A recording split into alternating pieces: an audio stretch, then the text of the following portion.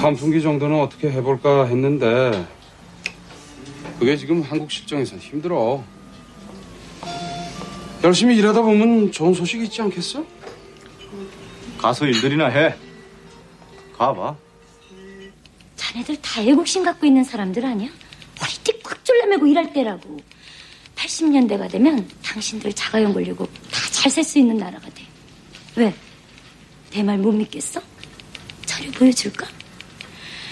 우리가 뭐 자네들이 무서워서 대화하자는 줄 알아? 아무리 그래봤자 눈썹 하나 깠다가 안 해.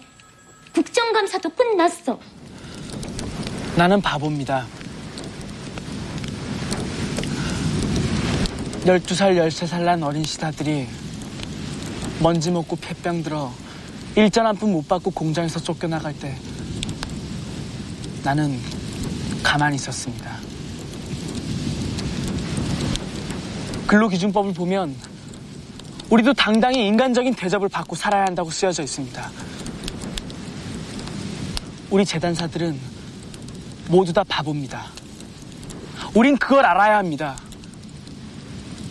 그래야만 우리도 언젠간 인간적인 대우를 받을 수 있을 겁니다. 자, 다음에는 우리 바보회 회장님의 노래를 한번 들어보겠습니다. 자, 바보 중에 바보, 전태일이요!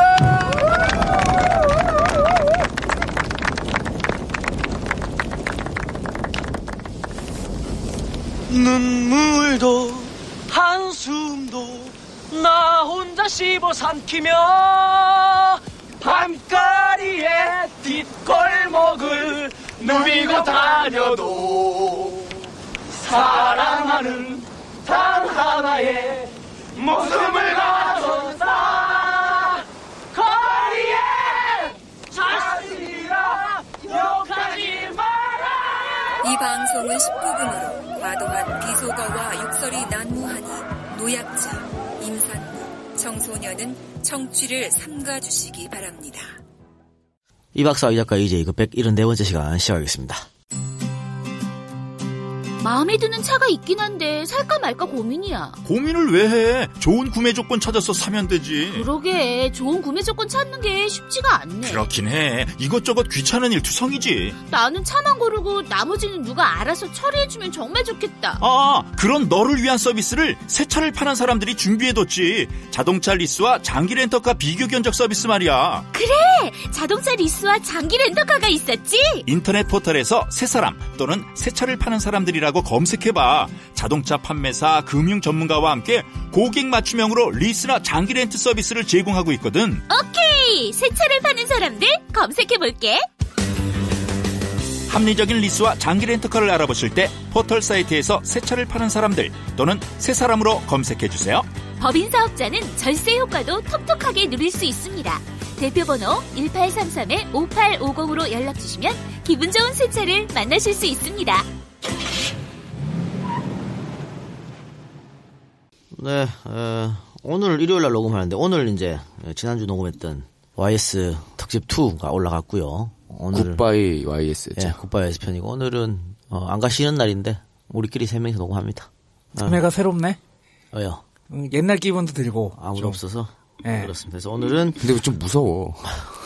전태일 특집 2 하도록 하겠습니다. 그 전에 일단 시사 이야기 좀 해야겠죠. 시사 이야기는 뭐 딴 거 없고 오늘 아침에 속보로 전해진 이야기만 하면 될 것 같아요. 아침에 속보가 하나 떴는데 안철수 의원이 문안박 연대 거절했습니다. 거절했는데 그리고는 역제안했었죠.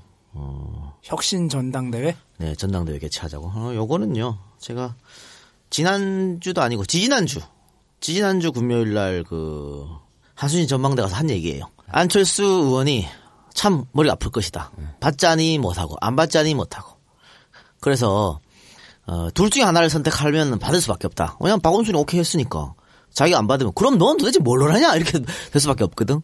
그런데 그걸 또 그냥 받을 수는 없어. 그래서 아마 역제안할 것이다 이렇게 추측했는데 그대로 맞아떨어지는 것이죠. 저 근데 이걸 보면서 안철수 의원을 저희가 그동안 모르겠어요. 어떤 의도인지 모르겠지만 이지에서 가급적 안철수 의원에 대한 얘기를 좀 안 했죠. 네. 비판을 좀 삼가했죠. 근데 이 부분을 보면서 안철수라는 사람이 살아왔던 뭐 배경이나 이런 것보다 이 양반이 정치를 뭘로 보고 있느냐에 대한 근본적인 물음이 들었어요. 이 사람은 지는 정치를 하고 싶어 하지 않아요. 누구나 다 그렇죠. 뭐. 아니 어떤 사람들은 지는 게임도 얻어가는 게 있다는 판단을 하는 사람도 있잖아요. 네. 정치를 배운 사람들은. 근데 이 사람은 이걸 마치 뭐 바이러스 버전업 시키듯이 어떻게든 이겨보려고 하는 글쎄 뭐 그런 판단 같아요. 선택 장애가 있으시지 않은가. 계속 넘기잖아 공을. 자기한테 오면 넘겨 그냥. 자기가 선택하지 않고 이번에도 그래서 자기 선택하면 되는데 또 문제는 다시 넘긴 거 아니야. 네가 판단해라. 그러면 혁신 전당대회를 하려면 이거는 결국에는 당대표인 문재인 대표고 일단 스톱 이거 아니야. 그렇지. 나는 이 작가 얘기에서 하나 생각이 드는 게 이거는 아마 문재인 대표도 비슷한 걸 수도 있어요. 책임을 안 지려고 그러는 걸 수도 있어요. 그러니까 나한테 선택을 강요하지 말고 상대방으로 하여금 선택을 하게 만들어서 상대방이 선택을 하면 거기에 대해서 비판만 하면 되거든. 굉장히 쉬운 포지션을 잡으려고 그러는 게 아닌가라는 생각도 들어요. 그래 어쨌든 이렇게 역제안을 해가지고 이거 뭐 혁신 전당대회 다시 하자는 거 아니냐. 대표 다시 뽑고 하자는 거 아니야. 지금 총선이 5개월 남았죠. 5개월 남았는데 지금 와갖고 전당대회 하면 어떻게 하자는 거예요? 그러니까요. 아니 지금 새누리당 이길 계책을 짜내야지. 이것도 누가 좋니? 안철수가 좋니? 무슨 박지원이 좋니? 문재인이 좋니? 또 지들끼리서 싸울 거 아니야. 나 뽑아달라고. 이 짓거리를 왜 하냐고 지금 5개월밖에 안 남았는데. 아니, 참 답답한 소리하고 5개월 남았으면 빨리 지역구에 계신 분들 지역구 내려가서 사람들 만나고 선본 짜고 해야 될 거 아니야. 지금 이거 새로운 전당대회 하는 거는 물리적으로도 난 불가능하다 보고 내년 총선에 전혀 도움이 안 된다. 이게 뭐 도움이 될까요 이게? 그래서 만약에 거기서 문재인이 또 뽑히면 어떡할 건데? 그러면 안 할 거야 그러면? 문재인이 또 뽑으면 어떡할 거냐고. 문재인이 또 뽑히면요. 또 흔들어. 또 다른 일로 흔들게 돼 있어요. 그러니까 아까 제가 얘기한 대로 선택을 상대방에게 맡기고 자기는 상대방이 선택한 거를 까는 포지션만 유지하는 사람들이 몇 있다는 거지. 그리고 결정 안 하고. 이런 거에 대해서 일단은 전당대회를 다시 하자는 거는 당대표가 뭔가 크게 잘못을 했다든지 뭔가 엄청난 패배를 했다든지 이 상태로는 도저히 못 이긴다는 강력한 근거가 있어야 되는데 합리적이고 논리적이고 강력한 근거가 있어야 되는데 그냥 안 좋다. 안 좋으면 왜 안 좋냐 물어보면 아무런 대답도 못해. 대안은 있느냐 대안도 없어. 대안 기껏 내놓은 게 전당대회야. 근데 이거는 이전의 시스템에 의해서 뽑힌 당대표를 무시하는 처사거든요. 이거 비슷하게 안희정 도지사가 얘기했던 것 같고. 안희정 지사 같은 그런 얘기 했는데, 이거 혁신전당대회 만약에 문 대표가 받아들이면 두 가지 결과가 나올 거 아니야. 문재인이 다시 당선되든가 혹은 비주류가 당선되든가 두 가지 결과잖아. 그렇죠. 그럼 재신임은 왜 거절했나? 그러니까 문재인이 당선되면 지금과 달라질 바가 없죠? 뭐가 달라져? 똑같지? 전혀 달라질 거 없어요. 그러면 비주류가 당선되면 어떻게 될까? 그러면은 문재인이 이제 정치 못해요. 예. 그럼 어떻게 할 것 같아? 이 수많은 오빠 문빠들이 어떻게 할 것 같아? 내년 선거 어떻게 할 것 같아? 인정 안 하죠. 인정 안 한다고. 그 생각을 못해. 정말 이기려고 싸움을 하는 건지 뭐라고 싸움하는지 모르겠고 지금 안희정 지사가 그런 말 했지 않습니까? 넌 조금 있으면 안철수보다 안희정 지사의 대통령 지지율이 더 올라갈 거라고 봐요. 안철수가 지금 잘못된 포지션을 잡고 있다니까 계속해서. 그러니까 자꾸 마이너스 정치를 하고 있는 자꾸 거야. 이 박사 말대로 자기가 결정을 안 하고 자꾸 턴을 넘기니까 그럼 실망을 하잖아요. 우리가 어쨌든 뭐 대표가 됐던 지도자가 됐던 대통령이 됐던 이런 사람들한테 리더십을 갖다가 원하는 게 있는데 지금 이 모습은 자꾸 안철수한테 기대했던 그 제3의 리더십이라는 거에 대해서 자꾸 감가상각만 발생하고 있지 않나라는 생각이 좀 들어요. 그러니까 우리가 안철수를 까는 게 아니라 그런 식으로 포지션을 잡으면 사람들이 계속 실망감이 쌓이고 실망감이 쌓이면 이제 비판도 안 해요. 그냥 너는 그만큼만 가져가고 그 위치는 고수해라. 근데 결정적인 거는 안 줘. 그러니까 안철수 의원의 지지율 한번 봐봐요. 계속해서 빠지고 있거든. 계속해서 빠지고 있는데 반등할 생각을 안 하고 왜 이런 선택을 자꾸 잘못된 선택을 할까. 결국은 저는 지금 안철수 의원이 선택을 한 거 보면 다 새정치민주연합 비주류들이 요구한 거에 따라가. 결국은 전당대회 새로하자는 것도 비주류의 요구잖아. 그러면 새정치에서 비주류로 자기 소리 내는 게 누구예요? 박지원, 주승용 이런 사람이 아니야? 그리고 주승용은 누구 사람이야? 김한길 사람이고. 그러면 또 음모론으로 역시 안철수는 김한길이 하라는 대로 하는구나? 라고 얘기가 나올 수밖에 없는 거예요. 그렇게 지금 자기가 하고 있는 거야. 이런 하수 같은 일을 왜 자꾸 선택하는지 모르겠어. 그리고 또 이게 얘기하면서 천정배 신당이랑 합쳐야 된다 했잖아. 천정배 신당 합치는 거 좋아요. 그건 뭐 나쁠 거 뭐 있어. 없지만 천정배를 그렇게 띄워줄 필요도 없어. 제가 늘 얘기했지만 천정배는요. 자기 신당 만들어서 천정배 이외에 단 한 명도 국회의원 못 냅니다. 그럼 나중에 동력 빠졌을 때 그때 흡수해도 늦지 않는 늦지 거잖아요. 않아요. 아 그리고 정 아니면 같이 안 가도 돼. 광주 지역구 딸랑 천정배 지역구 한 건데 뭘. 뭐 천정배가 엄청나게 거기서 뭐 무슨 지지를 많이 받는다고 착각하고 자빠졌어요. 이게 결국에는 호남 민심하고도 연결이 되잖아요. 근데 제가 뭐 한 명한테 들은 얘기를 성급하게 일반화할 수는 없지만 자칭 집안 대대로 DJ를 지지했고 자신도 DJ빠라고 얘기하는 사람이랑 얘기를 했었어요. 이번에 학회 갔다가 후배랑. 근데 그네들이 원하는 건 하나야. 새누리당을 이겼으면 좋겠다는 거야. 예. 그런데 문재인으로서는 어렵다고 생각하는 분이 호남에 분명히 있는 것이고. 아 그래서 물어봤죠. 저기 노무현은 좋아하느냐. 자기는 노무현 싫어했대요. 근데 문재인은 어떻게 생각하느냐 물어봤더니 문재인은 좋다는 거예요. 왜 노무현은 싫은데 문재인은 왜 좋냐 그랬더니 새누리당을 이길 대안이 문재인밖에 없으니까 거기 밀어줘야 된다고 자기는 생각한다. 집안 분위기가 다 그렇다. 그렇게 얘기하더라고요. 그러니까 천정배도 마찬가지야. 천정배 카드로 뭐 어떻게 새누리를 이길 수 있어? 안 되잖아. 천정배는 신당 만들어서 한번 봐봐요. 거기 누가 참여하지. 아무도 안 간다니까. 근데 왜 지금 안철수가 자꾸 이런 판단을 하냐.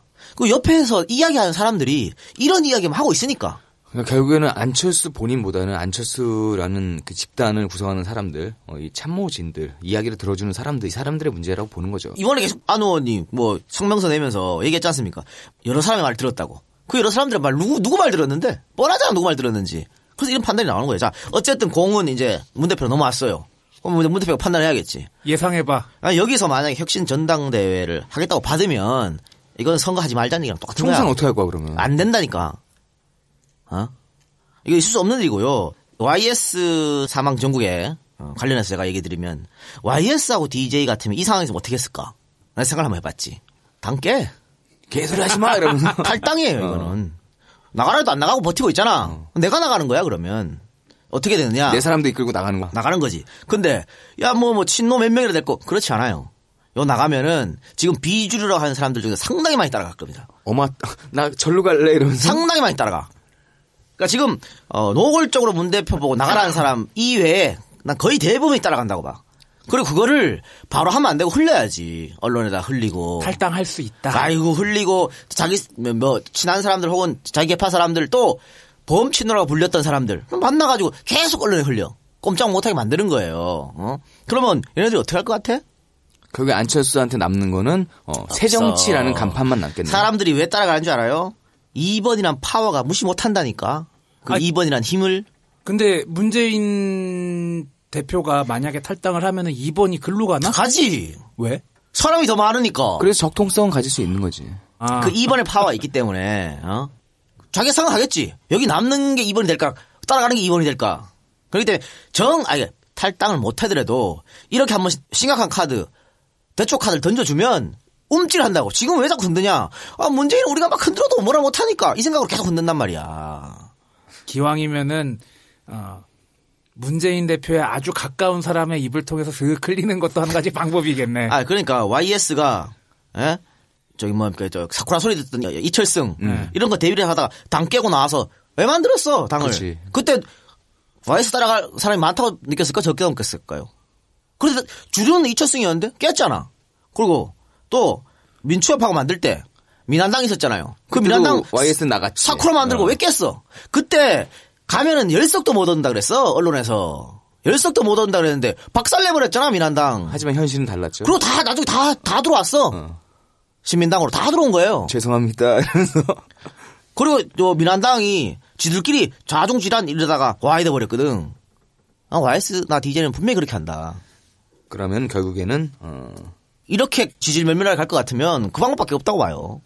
근데 그러기에는 지금 총선을 더 신경 써야지 지금 참. 그러니까 뭐 어떻게 할 거야? 전당대회 다시 할 거요? 그러면 안 받는다고 칩시다. 전당대회는 뭐 도저히 안 되겠습니다라고 하면 그럼 선거 때까지 내내 또 난리 발칵 지랄 뻗을 거 아니에요. 나는 분명히 얘기를 했는데 왜 내 얘기에는 답이 없느냐부터 시작해서. 다시 뭐 던질 공이 없나? 뭐가 있어? 없어. 문한박이 제거 마지막이었어. 불가능한 일이에요. 하긴. 아니면 저런 수는 있지. 전라도 공천은 니들이 다 알아서 해라. 그러면 조용해집니다. 새누리당이랑 뭔 차이야? 그러면 조용해져요. TK 공천을 박근혜 하는 것처럼 전라도 공천은 당신들이 다 알아서 하십시오. 하면은 흔들기는 없어진다. 깝깝하네요. 그래서 이건 뭐 당 깨란 얘기는 내 생각이 아니고 DJYS였으면 깼다라고 하는 거예요. 그분들 주특기잖아, 당 깨기. 그러니까 네 생각이지. DJYS 당 깨기 주특기야. 야, 저기서 텍사스 소떼처럼 막 악플들이 몰려오는 소리가 들린다. 그랬는데 뭐. 참을 만큼 참았어. 당 늘 깼잖아. DJ도 마찬가지였죠. DJ도 마찬가지였어요. DJ도 마찬가지였고 YS도 마찬가지였고 저는 잠깐 그분들의 머릿속에 들어갔다 나왔습니다. 제 생각이 아닙니다. 저한테 비난하지 말아주세요. 제 생각이 아니라고 말씀드리고. 왜냐면 뭐 공은 넘어왔으니까 뭐 문 대표 알아서 하겠죠. 뭐 알아서 하시고.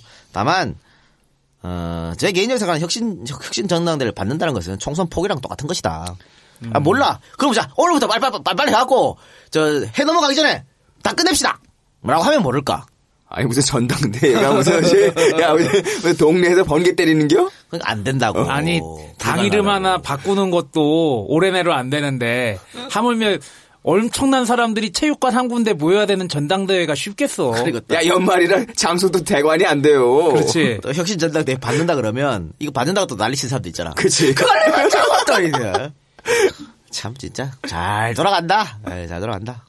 이 좋은 찬스에 여당도 지금 4분의 1 돼가지고 고생하고 있는 마당에 이 좋은 찬스를 왜 이렇게 날리는지 모르겠어요. 그래요. 뭐 이렇게 하면 새누리당 180석 얻어가겠네. 아니 새누리당은 지금 지들이 180석 넘게 얻을 수 있다고 막 지랄하고 다니거든. 아니 봐봐. 안철수 의원이 뭐라고 그랬어? 100석도 못 건질 것이다라고 그랬잖아. 그리고 새정치연합에서 비주류 측에서 문건 하나 만들었잖아요. 70석밖에 못 얻는다고. 그렇죠. 좋다. 좋아. 니들 잘하는구나. 새누리당은 180 이상 얻는다 그러고 새정치는 70석밖에 못 얻는다 그러고 잘하네. 아니 70석밖에 못 얻기를 바라는 사람들 같아. 어떻게 보면 가끔. 그거지 뭐. 그거야. 그래요. 하여튼 좀 지켜봅시다. 우리가 힘이 있다 지켜볼 수밖에 없는 것이지. 다른 거 뭐 없죠? 저 홍보 하나 할게요. 모든까지는 아니고 택시 운전 기사님들의 친구 원음방송에서 텔레비전을 개국했습니다. 예. 그래서 여러 방송들이 나오는데 그중에 소수의견이란 방송이 있습니다. 젊은 성직자들이 모여가지고 종교에 대한 얘기 그리고 사회 현안에 대한 얘기를 하는 그런 방송이 있는데 제가 진행을 합니다. 예. 원음 방송은 원불교 방송이죠. 예. 원불교 방송에서 TV를 개국했는데 이 박사가 한 프로 진행한답니다. 여러분 많이 사랑해 주시고. 제목이 뭐라고? 소수 의견.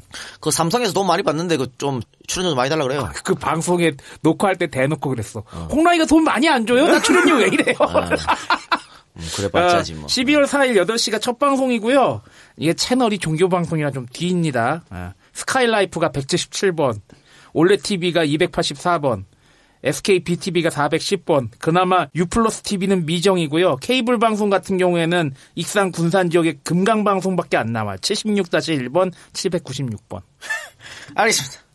보시고 싶으신 분은 그렇게 소개 안 해도 다 찾아서 봐요. 예, 그러면 거기까지만 하고 전화 한 말씀 듣고 본격적으로 전태일2 시작하겠습니다. 다리도 저리고 힘들어서 도저히 못 버티겠어. 더 이상 이렇게 힘들고 싶지 않아.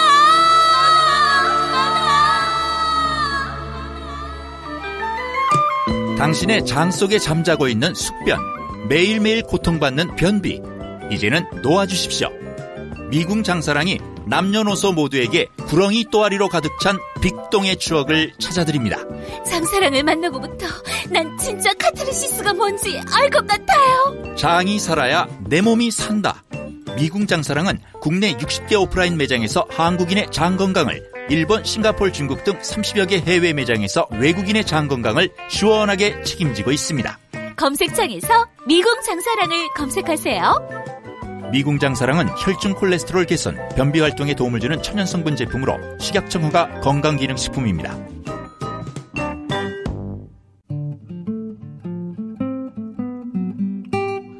소고기 한우 다 똑같은 거 아닐까? 아닙니다. 여기 안티마블링으로 건강하게 키워진 네이처오다 유기농 한우, 유아를 위한 이유식 분쇄, 정말 맛있는 스테이크와 로스용 등심, 가족이 함께 즐기는 샤브샤브, 그리고 유기농 황소곰탕과 멋진 카드에 메시지를 담아 보내는 유기농 한우 선물 세트까지. 이제 단 한 번을 드셔도 건강한 이야기가 있는 네이처오다 유기농 한우와 함께하세요. 이제 단 한 번을 드셔도 건강한 이야기가 있는 네이처오다 유기농 한우와 함께하세요. 지난 방송에 어디까지 했나요? 우리 저 동생이랑 다시 한번 집에서 살기로 돼 있다. 다 뿔뿔이 흩어졌던 가족들이 동생을 버렸던 거기까지 얘기했죠. 그 선곡 하나 때문에 많은 사람들의 눈시울을 적신. 네, 그렇습니다. 본격적으로 방송 들어가서 그 이후 얘기 한번 해보도록 하겠습니다. 1965년 가을, 전태일은 평소대로 구두를 닦기 위해 손님들의 구두를 수거하던 중에 평화시장 근처 어떤 학생복 맞춤집 앞에 붙어있는 시다구함, 여기 시다, 보조 뭐 이런 거 있거든요. 내가 니 시다바리가 할 때 그 시다 하지 않습니까? 네. 아, 이게 저기야.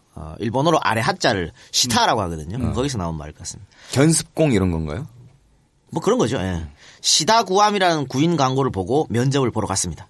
이곳이 전태일이 처음으로 임금 노동자 생활을 시작한 314였습니다.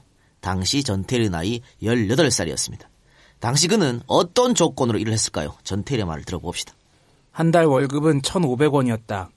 하루에 하숙비가 120원이었는데 일당 50원으로는 어림도 없는 일이었지만 다니기로 결심을 하고 모자라는 돈은 아침 일찍 여관에서 손님들의 구두를 닦고 밤에는 껌과 휴지를 팔아서 보충해야 했다.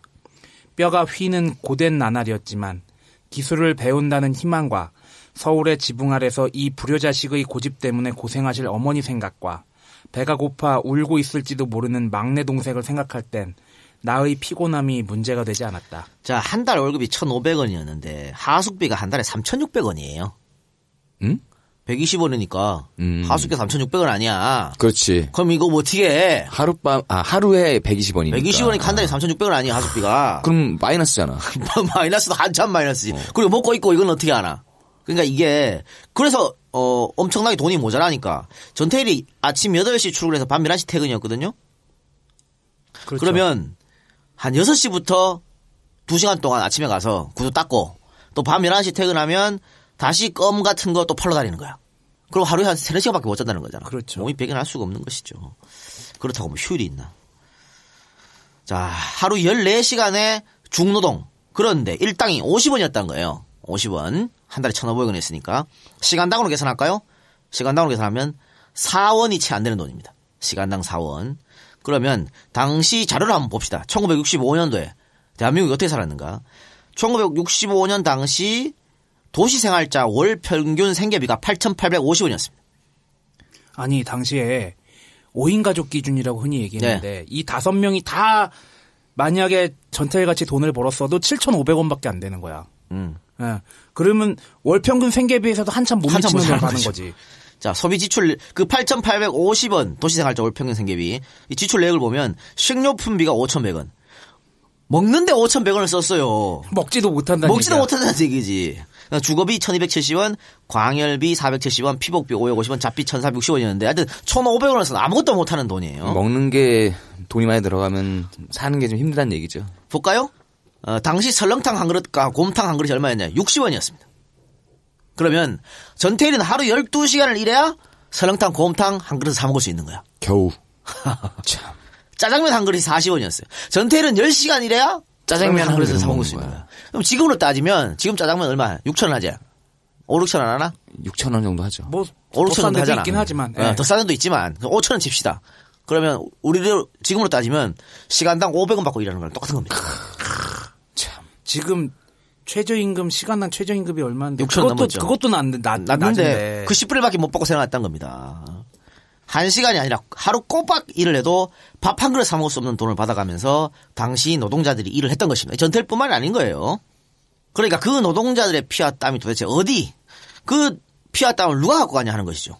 13살부터 18살 정도 된 소녀들이 보통 이제 시다로 일을 했었습니다. 이 시다들은 통풍과 환기는커녕 햇볕조차 들어오지 않는 앉았을 때 머리가 닿는 낮은 다락방에서 하루 종일 노동에 시달려야 했습니다. 이게 공간을 최대한 효율적으로 사용한다는 이유로 한 방이 있으면은 한 공장이 있으면 거기를 쪼개지. 둘로 나눠서 그렇죠. 다락방으로 만들고 그렇지. 그 밑에서 어린 여자아이들이 보조로 왔다 갔다 할 수 있어야 되니까 그래서 더 어린애들을 쓴 것 같기도 하고 그리고 또 인건비가 싸니까 쓴 것 같기도 하고 환경이 되게 안 좋았던 건 사실이죠. 그러니까 우리가 보통 한 층은 3m 정도 하잖아요. 네. 반으로 잘라. 그렇죠. 1.5m잖아. 네. 그럼 딱 머리게 1.5m면 어른이 딱 앉아가지고 미싱만 계속 할 수 있고 재봉틀만 계속 돌릴 수 있는 사람이 나갈 있고 때도 허리 숙이고 나가야 되는 거야. 네. 일어날 때는 위에서는 되고. 계속 옷감 던지고 뭐 하게 그렇죠. 할 수 예. 있는 그런 시설에서 일했다고 하는 것입니다. 또 통풍이 안 되니까 그 옷감에서 나오는 먼지로 인해 갖고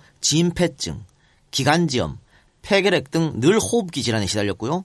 화장실을 자주 가지 못하니까 비뇨기 장애는 물론 하루 종일 앉아서 일을 해갖고 신경통에 관절염까지 시달려야 했습니다. 아니 왜 그러냐면은 몇 번 쉬다 옷감 일로 줘, 몇 번 쉬다 옷감 절로 보내, 완성품 절로 보내, 그 계속 돌아다니면서 라인은 돌고 있는데 거기서 그치. 이탈할 수가 없는 거지. 그치. 실제로요. 전태일이 1970년도에 평화시장 노동자들의 건강을 체크했을 때 거의 모든 노동자들이 중병을 앓고 있었습니다. 당시 전태일이 체크한 노동자들 건강을 한번 살펴봅시다. 재단사 100% 전원이 신경성 소화불량, 만성 위장병, 신경통을 앓고 있었고 미싱사 90%가 신경통, 위장병, 신경성 소화불량, 폐병을 앓고 있었다. 또한 평화시장 종업원 중 경력 5년 이상 된 사람은 전부 환자이며 특히 신경성 위장병, 류마티즘, 신경통이 대부분이다.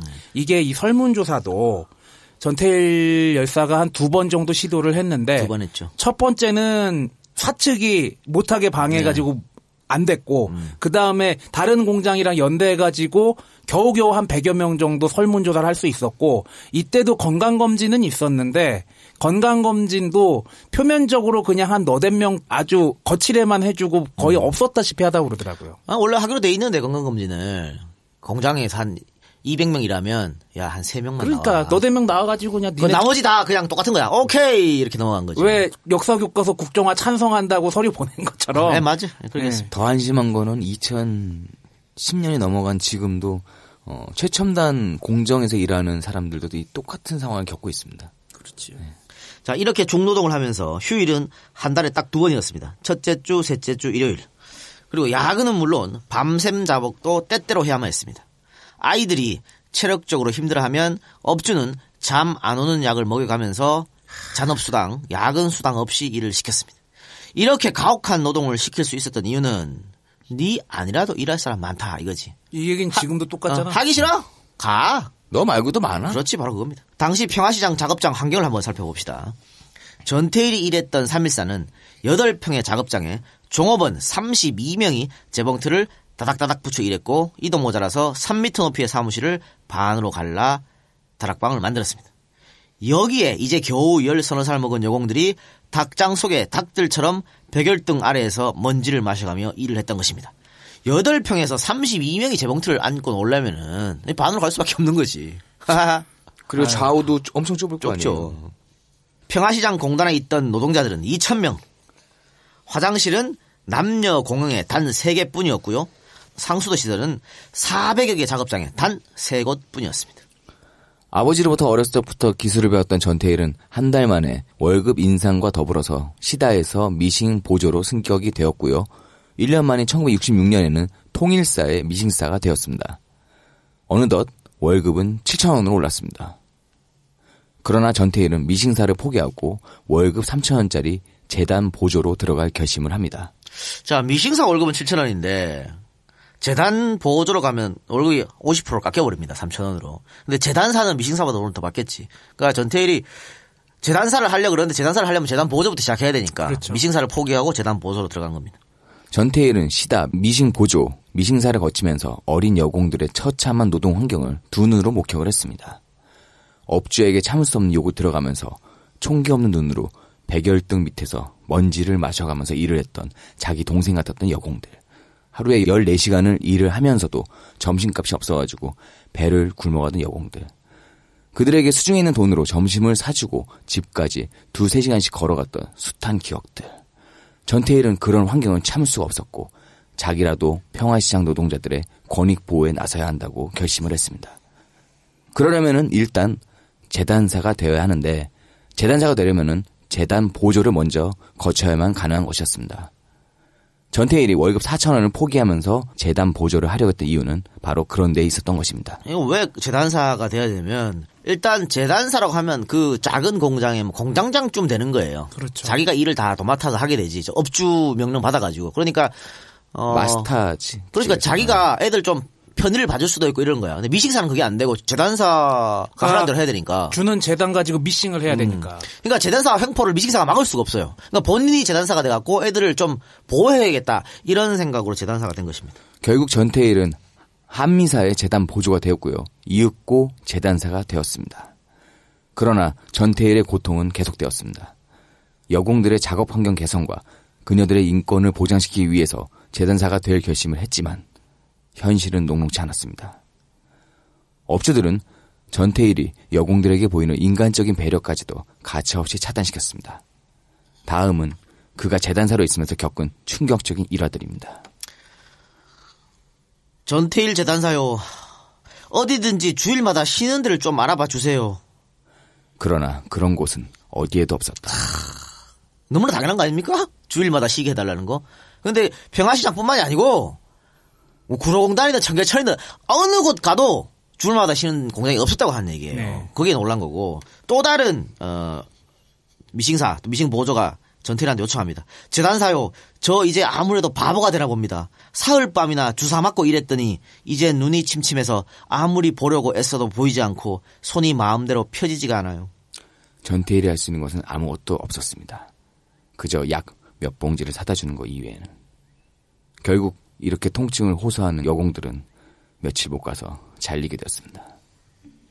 한 처녀 미싱사가 일을 하던 중 갑자기 새빨간 핏덩이를 재봉틀 위에 왈칵 쏟아내었습니다. 폐병 3기였습니다. 그녀도 역시 거리로 쫓겨났습니다. 아프면 그냥 쫓아내는 거야. 대학에 입학하려고 하루 2시간씩 짬을 내어 공부하던 전태일. 그러나 여공들의 비참한 생활은 전태일을 그냥 두지 않았습니다. 1970년 여름에 그가 쓴 일기입니다. 나는 돌아가야 한다. 꼭 돌아가야 한다. 불쌍한 내 형제 곁으로, 내 마음의 고향으로, 내 이상의 전부인 평화시장의 어린 동심 곁으로. 생을 두고 맹세한 내가 그 많은 시간과 공상 속에서 내가 돌보지 않으면 안 될 나약한 생명체들, 나를 버리고 나를 죽이고 가마. 조금만 참고 견뎌라. 너희들의 곁을 떠나지 않기 위해서 나약한 나를 다 받지마. 너희들은 내 마음의 고향이다. 전태일이 공부하려고 그렇게 애썼잖아. 가출까지 하면서 아버지가 그렇죠. 반대하니까. 근데 결국은 이제 대학에 들어가려고요. 그 책도 샀어요. 책도 사고 이제 하루에 2시간씩만 공부하면 내가 대학 갈 수 있겠다 이 생각을 한 거야. 근데 자기 혼자 편하게 대학 공부를 해서 대학 가려고 했더니 이 여공들의 눈에 밟혀가지고 그것도 안 되는 거네. 네. 그런 겁니다. 자, 11시에 퇴근하는 전태일이었지만 시다 애들의 그 피곤에 쩐 모습을 참아 보지 못한 전태일은 틈나는 대로 시다들을 먼저 퇴근시키고 시다들이 해야 할 일까지 밤늦게 홀로 남아서 해치웠습니다. 하루는 업주가 그런 전태일을 불러가지고 야, 시다가 할 일을 왜 네가 해? 재단사는 재단사 일만 해 라며 주의를 주었습니다. 그러나 그 후에도 전태일은 시다가 해야 하는 청소, 정리 등을 대신해서 했고 업주는 그런 전태일을 가차없이 해고시켰습니다. 해고된 전태일은 이런 식으로 재단사가 되어서 여공들의 초우 개선하는 방식으로 평화시장의 모든 적폐와 차별, 모순을 해결할 수 없다고 생각하고 본격적인 노동운동을 펼 생각을 합니다. 근데 업주들은 왜 전태일 여사가 시다 일을 대신해 주는 걸 못하게 했을까? 아까 앞에서 언급했잖아요. 그렇게 인간적인 배려까지도 가차없이 차단시켜버렸다고. 그러니까 왜? 그러니까 내 말만 잘 들으란 말이야. 내 말만. 그러니까 전태일은 재단사 할 일이 있는데 재단사 할 시간을 시다들한테 뺏기면 재단사 할 일 제대로 못 하잖아요. 그런 것도 있고 사실은 모든 재단사들이 그렇진 않겠지만 이 재단사들이 업주랑 짱짱이 맞는 사람이 굉장히 많았어. 그러니까 업주가 야 시다들 더 쫙 하면 재단사는 더 쫙야 되거든. 근데 전태일 같은 사람 재단사는 쫙 하는데 안 짜주고 자꾸 풀어주잖아. 요즘 나오는 뭐 드라마에서 한신이 딱 기억나죠? 왜 그거를 과장님이 정리하세요? 그러니까 그거예요. 그래서 업주들이 전태일한테 이렇게 애들한테 잘해주지 못하게 한 겁니다. 사람이 얼마나 악독해질 수 있는 걸 보여주는 거죠. 자, 본격적인 노동운동을 펼 생각을 하고요. 전태일은 노동운동을 한 경력이 있던 아버지로부터 근로기준법이라는 게 있다는 이야기를 듣습니다. 우리가 첫 시간에 언급해드렸는데 이 전태일 아버지가 왜 대구 폭동 사건, 예. 박상희가 죽었던 예. 거기에서 활동했었다 했잖아요. 그렇죠. 잘 압니다. 여러 가지를 좀 알아요. 그리고 그때 좌절을 또 했던 사람이고 그날부터 낮에는 동료 재단사들과 함께 바보회를 조직하고 밤에는 근로기준법을 공부하기 시작했습니다. 근로기준법을 들여다본 전태일의 눈에서 서강이 비쳤습니다. 지금껏 의뢰 하루 14시간의 노동, 한 달 2번의 휴식, 업주가 자르면 그냥 잘리고 욕하면 욕 듣는 것이 당연하다고 생각하면서 여공들의 처우나 근무 환경 개선은 단지 업주 양심에 달렸다고 생각했는데 근로기준법이란 게 있네. 국가가 막아줄 수 있네. 그렇지. 법이 있었네. 그래 그걸 안 거야 된 거. 그게 눈이 띄는 거지. 국가에서 법으로 정해져놓은 룰이 있었던 겁니다. 어디서부터 어떻게 싸워야 할지 몰랐던 전태일에게 근로기준법이란 마치 지옥에서 부처를 만난 듯한 그런 큰 기쁨이었을 것입니다. 근로기준법을 좀 살펴봅시다. 근로기준법 제42조. 근로시간은 휴게시간을 제하고 1일 8시간, 일주일에 48시간을 기준으로 한다. 단 당사자 간의 합의에 의하여 일주일에 60시간을 한도로 한다. 이게 박정희 때 만들어진 근로기준법인데 우리 저 그네 누나가 이제 이걸 또 늘린다고. 참나. 아이고. 참. 근로기준법 제45조. 사용자는 근로자에 대하여 일주일에 평균 1회 이상의 유급휴일을 주어야 한다. 당연한 얘기가 있네요. 근데 당시 아까도 얘기했지만 한 달에 2번이었죠. 휴일도 없이 계속 근로를 시켰으니까. 근로기준법 제63조. 18세 미만의 어린 근로자들에 대한 교육시설을 마련해야 한다. 그런 게 어딨어. 근로기준법 제56조. 여자와 18세 미만의 근로자들은 야간 작업을 시켜서는 안 된다. 지금 전태일이 보고 있는 상황과 정면으로 배치되는 내용이네요. 그렇죠. 그러니까 깜짝 놀란 거지 전태일이. 이런 근로기준법을 보면서 전태일은 자신이 그동안 바보였다는 것을 깨닫습니다.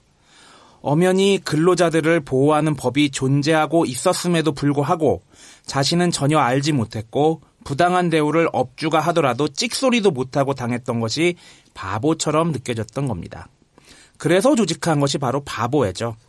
물론 선배들이 이들에게 노동운동으로 뭘 바꿔보겠다고 하는 생각은 바보들이나 하는 것이다.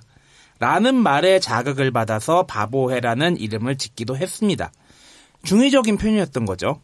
1969년 6월 말 덕수궁 근처 중국 음식점에서 평화시장 노동자 10여 명이 모여서 바보회를 조직합니다. 바보회는 창립총회에서 노동자들의 근로기준법 준수투쟁, 노동자들의 조직결성과 강화, 노동자들의 실태조사 등을 투쟁의 기준으로 삼았습니다.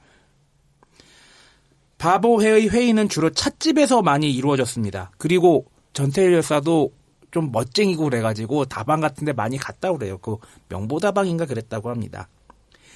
이는 전태일의 아버지가 아들이 노동운동을 하는 것을 강력하게 반대했기 때문입니다. 그게 아니라면 그냥 집에서 하면 그렇죠. 되는데 찻집이 돈 들잖아. 혼자 하는 것도 아니고. 근데 이것도 전태일이 거의 차 비용을 냈거든.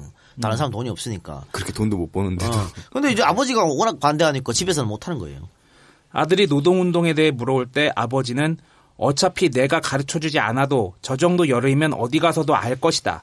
그러니 내가 알고 있는 걸 다 가르쳐주고 그게 얼마나 힘든지 깨닫게 해주어 포기하게 하자.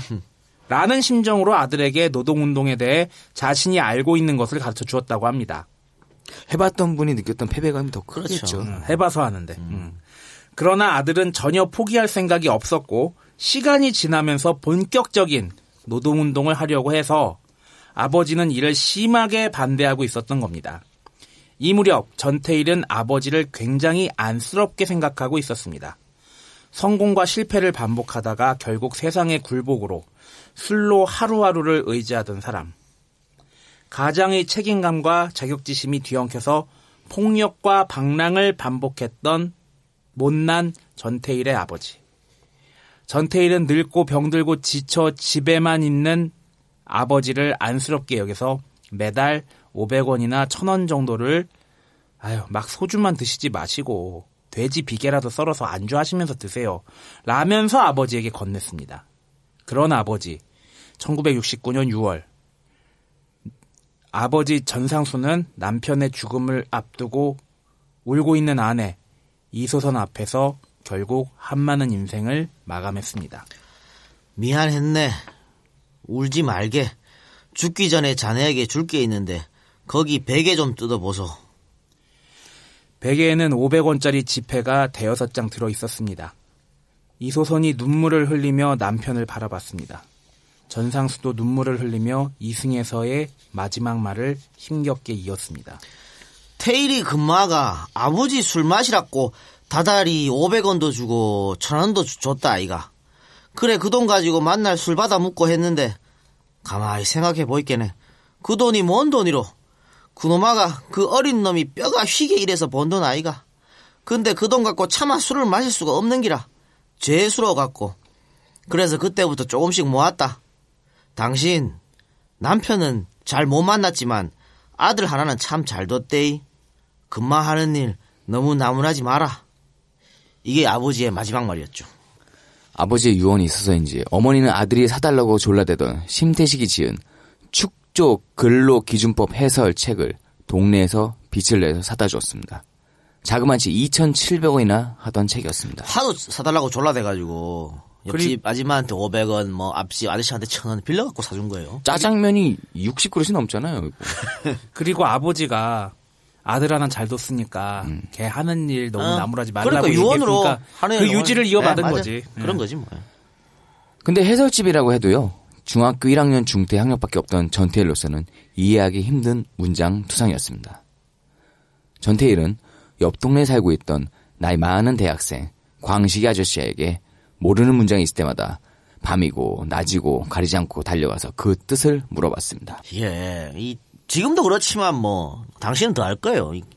법이란 게 다 한자잖아. 그렇죠. 또 어렵게 써놔 말을. 네. 그러니까 이 중학교 1학년 중퇴학력으로는 도저히 알 수 없는 거지. 그러니까 책 자체를 읽을 수가 해설서가 있어도 못 알아먹는 거야. 그렇죠. 이때부터 전태일은 입버릇처럼 나도 대학생 친구가 한 명 있었으면 좋겠다라고 대녀왔습니다. 이 장기표 씨가 전태일 열사하고 이제 관련이 있었고 그 단체에서 활동을 했었는데 그 전태일 열사 저기 돌아가셨을 때 이후에 이소선 어머니 찾아가 서울대학교 학생인데 내가 이제 전태일 씨의 죽음을 보고서 뭔가를 하겠다라는 생각을 했다 그래서 찾아왔다 그랬더니 아유 살아서 대학생 친구 하나 있었으면 좋겠다고 생각했는데 죽어서나 대학생 친구가 온다고 그렇게 반갑게 맞이했다고 그러더라고요. 장기표 김문석이는 하지도 마 씨발. 전태일이 근로기준법을 공부하고 바보회의 조직을 다져나갈수록 그는 오히려 평화시장에서 배척되어 갔습니다.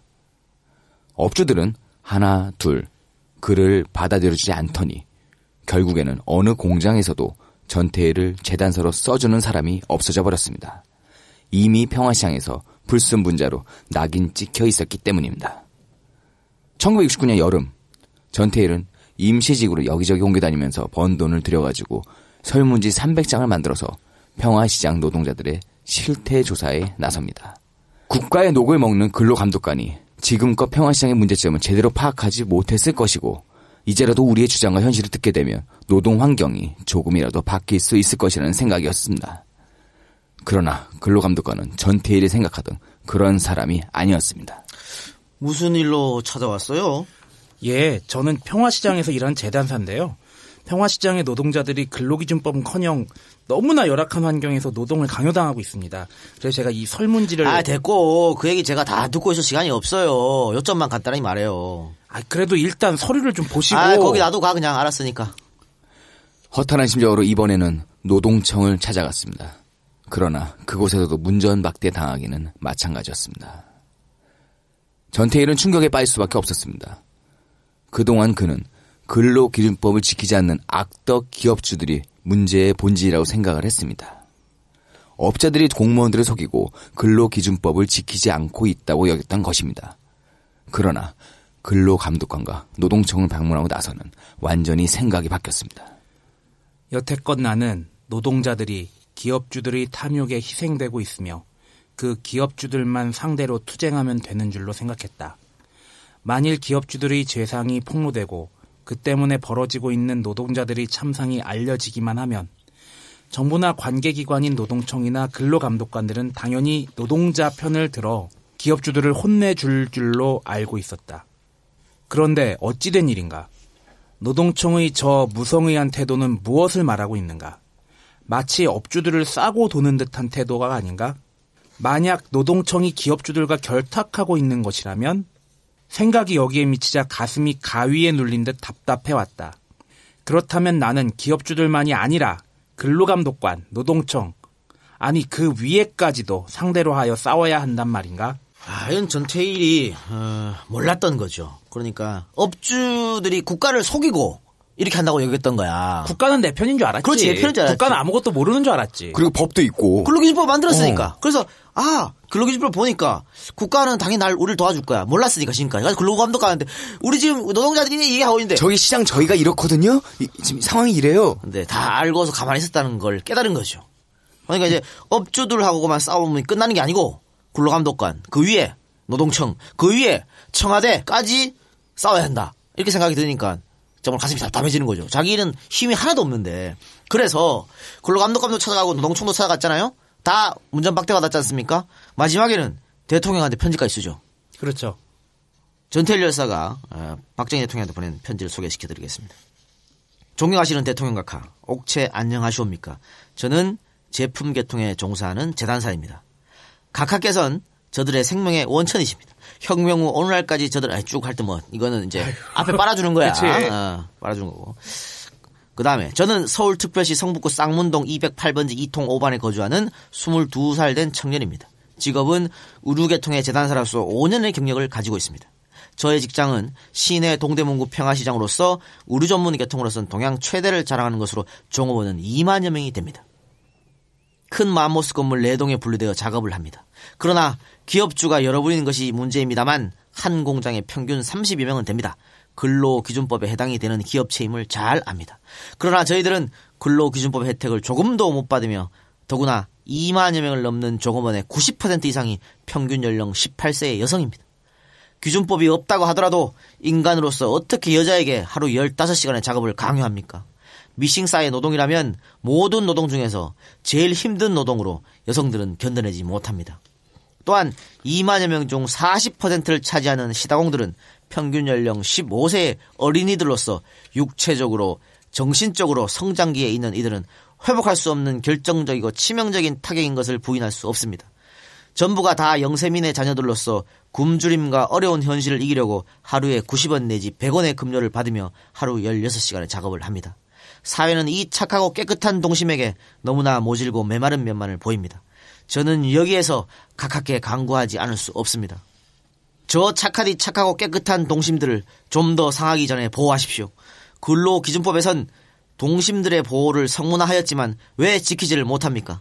발전도상국에 있는 국가들의 공통된 형태이겠지만 이 동심들이 자라면 사회는 과연 어떻게 되겠습니까? 근로기준법이란 우리나라의 법인 것을 잘 압니다. 우리들의 현실에 적당하게 만든 것이 곧 우리 법입니다. 잘 맞지 않을 때는 맞게 입히려고 노력을 하여야 옳은 것으로 생각합니다. 그러나 현 기업주는 어떡합니까? 마치 무슨 사치한 사치품인 양 종업원들에겐 가까이 하여서는 안 된다는 식입니다. 저는 피 끓는 청년으로서 이런 현실에 종사하는 재단사로서 도저히 참혹한 현실을 정신적으로 받아들이지 못합니다. 저의 좁은 생각 끝에 이런 사실을 고치기 위하여 보호기관인 노동청과 시청 내에 있는 근로감독관을 찾아가 구두로서 감독을 요구했습니다. 노동청에서 실태조사도 왔었습니다만 아무런 대책이 없습니다. 1개월에 첫 주와 3주 2일을 쉽니다. 이런 휴식으로선 아무리 강철 같은 육체라도 곧 쇠퇴해버립니다. 일반 공무원의 평균 근무시간 1주 45시간에 비해 15세의 어린 시다공들은 1주 98시간은 고된 작업에 시달립니다. 또한 평균 20세의 숙련 여공들은 6년 전후의 경력자로서 대부분이 햇빛을 보지 못한 안질과 신경통, 신경성 위장병 환자입니다. 호흡기관 장애로 또는 폐결핵으로 많은 숙련 여공들은 생활의 보람을 못 느끼는 것입니다. 응당 기준법에 의하여 기업주는 건강진단을 시켜야 함에도 불구하고 법을 기만합니다. 한 공장에 30여 명 직공 중에서 겨우 2명이나 3명 정도를 평화시장 주식회사가 지정하는 병원에서 형식상의 진단을 마칩니다. 엑스레이 촬영 시에는 필름도 없는 촬영을 하며 아무런 사후 지시나 대책이 없습니다. 1인당 300원의 진단료를 기업주가 부담하기 때문입니까? 아니면 전부가 건강하기 때문입니까? 나라의 경제 발전을 위해서는 어쩔 수 없는 실태입니까? 하루속히 신체적으로 정신적으로 약한 여공들을 보호하십시오. 최소한 당사들의 건강에 영향을 끼치지 않는 정도로 만족할 순진한 동심들입니다. 각하께서는 국부십니다. 곧 저희들의 아버님이십니다. 소자된 도리로서 아픈 곳을 알려드립니다. 소자의 아픈 곳을 고쳐주십시오. 아픈 곳을 알리지도 않고 아버님을 원망한다면 도리에 틀린 일입니다. 저희들의 요구는 1일 14시간의 작업시간을 단축하십시오. 1일 10시간, 12시간으로. 1개월 휴일 2일을 일요일마다 휴일로 쉬기를 희망합니다. 건강진단을 정확하게 하여 주십시오. 시다공의 수당 현 70원 내지 100원을 50% 이상 인상하십시오. 절대로 무리한 요구가 아님을 맹세합니다. 인간으로서의 최소한의 요구입니다. 기업주 측에서도 충분히 지킬 수 있는 상황입니다. 뭐 이런 편지를 장문의 편지를 보냈습니다만 노동청과 근로감독관에게 거부당한 것 마찬가지로 이것도 역시 거부당했습니다. 아니 이런 편지는 거부당하고 뭐 씨발 쓸데없는 최태민 편지는 들어가고 그건 들어가야죠. 아이 그리고 왜 편지 쓰면은 유경수 여사가 뭐 그 편지에 대해서 뭐 어떻게 해달라고 얘기해줬다더라 그런 얘기들도 꽤 있었는데 이거는 또 안 됐네. 빠꾸 맞았을 거예요. 그런 거 같아. 아예 올라가지도 못하던 것 같아. 그리고 이건 손대기가 어렵다고 판단한 건가? 모르지. 그거. 아니 뭐 이런 씨발 뭐 저 평화시장에 어떤 공돌이 새끼가 편지 하나 보내는 거 그걸 왜 씨 대통령한테 올려보내? 이동영 작가가 늘 얘기하는 관료들의 그 무사한이람 복지부동하는 것도 한몫했던 것 같고. 그치 그 하나 뚜껑 열어가지고 하려면은 여러 군데 손을 대야 되니까. 그러니까 대중형이 잘한 것 중에 하나도 이거야. 인터넷 만들어갖고 신문고 만든 거. 인터넷에 뭐 하나 올리잖아요. 반응이 바로 와. 답변 바로 와 공무원한테 죽어 안 하면. 뭐 요즘 어떻게 했는지 모르겠습니다. 하여튼 DJ 시절은 그랬습니다. 요즘은 저기 박근혜 대통령 독재자의 딸이라고 얘기하면 존나게 빠르게 찾아온다며. 뭐 삭제 뭐 그런 얘기 다 청와대에서 삭제되겠죠. 알겠습니다. 그 여기까지만 듣고 광고 듣고 그 뒷이야기 하겠습니다. 안녕하세요. 플레이 티켓입니다. 플레이 티켓은 공연 티켓을 파는 사이트입니다. 팟캐스트에서 공연 광고라는 것이 조금은 생소하시죠? 저희 플레이 티켓은 공연 산업의 불균형을 개선해보고자 태어났습니다. 작품의 규모와 지역에 편중하지 않고 균등한 홍보 기회를 제공하는 티켓 예매 사이트입니다. 메인 화면의 무분별한 광고로 공연 선택에 혼란스러웠던 관객의 불편함을 줄이고 보고 싶은 장르와 지역을 직접 선택하여 작품들을 확인할 수 있게 하였습니다. www.playticket.co.kr 검색하셔 우리나라 공연의 앞날의 희망 버튼을 눌러주세요. 플레이 티켓은 유통의 갑질로부터 제작사의 권리를 보장하고 소비자에겐 더 좋은 작품을 선택할 수 있는 올바른 공연 문화를 조성할 것입니다. 공연으로 말합니다. 플레이 티켓. 연말이니까 문화생활도 많이 하잖아. 예. 연극도 보고. 연말이니까 연극 비롯해서 그리고 뭐 콘서트도 있고. 뮤지컬 뭐 이런 것도 있고요. 아니 오늘 내가 안산에 잠깐 갈 일이 있었는데 안산 갔는데 안산에 은민우나 전국 투어 광고가 쫙 깔려 있더라고. 그러니까 이게 이분이 공연 기획 현장에서 10년 정도 근무하고 작년 여름에 회사를 차렸다 그래요. 근데 아마 공연 기획 현장에서 10년 근무하면서 많은 걸 느꼈나 봐. 그 공연계의 불균형, 문화 권력자의 오만함 뭐 이런 것들. 그래서 내가 한번 해서 바꿔보자. 아마 이런 생각으로 이 사이트를 만든 것 같습니다. 그래서 뭐 가격 경쟁만 부추기는 게 아니고 진짜 제작자와 관객들이 자유롭게 소통하는 공간이 되었으면 하는 그런 바람이라고 하네요. 가격 비교 사이트에서 요즘 뭐 공연들 많이들 사시는 것 같아요. 뭐 할인율도 적용되고 하는데 그쪽이 너무 이렇게 치중되면 정상적으로 그쪽에 유통이 안 되는 경우도 많이 있어요. 그게 연극 같은 경우 좀 심해요. 그런 게. 왜 그리고 우리 야식 같은 거 시켜 먹을 때도 그 야식 수수료, 그치? 어플 같은 걸로 시켜 먹으면 거기서 또 수수료를 떼가지고 가니까. 그러니까 뭐 하여튼 여기 플레이 티켓 co.kr입니다. playticket.co.kr. 네. 좋은 공연을 등록하실 분들도 여기 오시면 좋을 것 같고요. 그다음에 연말에 좋은 공연을 보시고 싶은 분들도 여기를 통해서 공연을 예매하시면 아마 상부상조가 여기서 이게 발생하겠죠. 네. 연극, 뮤지컬, 콘서트, 논버벌, 국악, 가족, 무용, 클래식 같은 분야도 있고 이제 뭐 지역별, 장르별 다 따로 있으니까 예. 한번 들어가 보시면 뭐 티켓 예매할 수 있겠죠. 그래요. 네이버 다음에 플레이 티켓을 검색해 보시기 바랍니다. 자, 광고 얘기는 거기까지. 다시 우리에게로 왔어.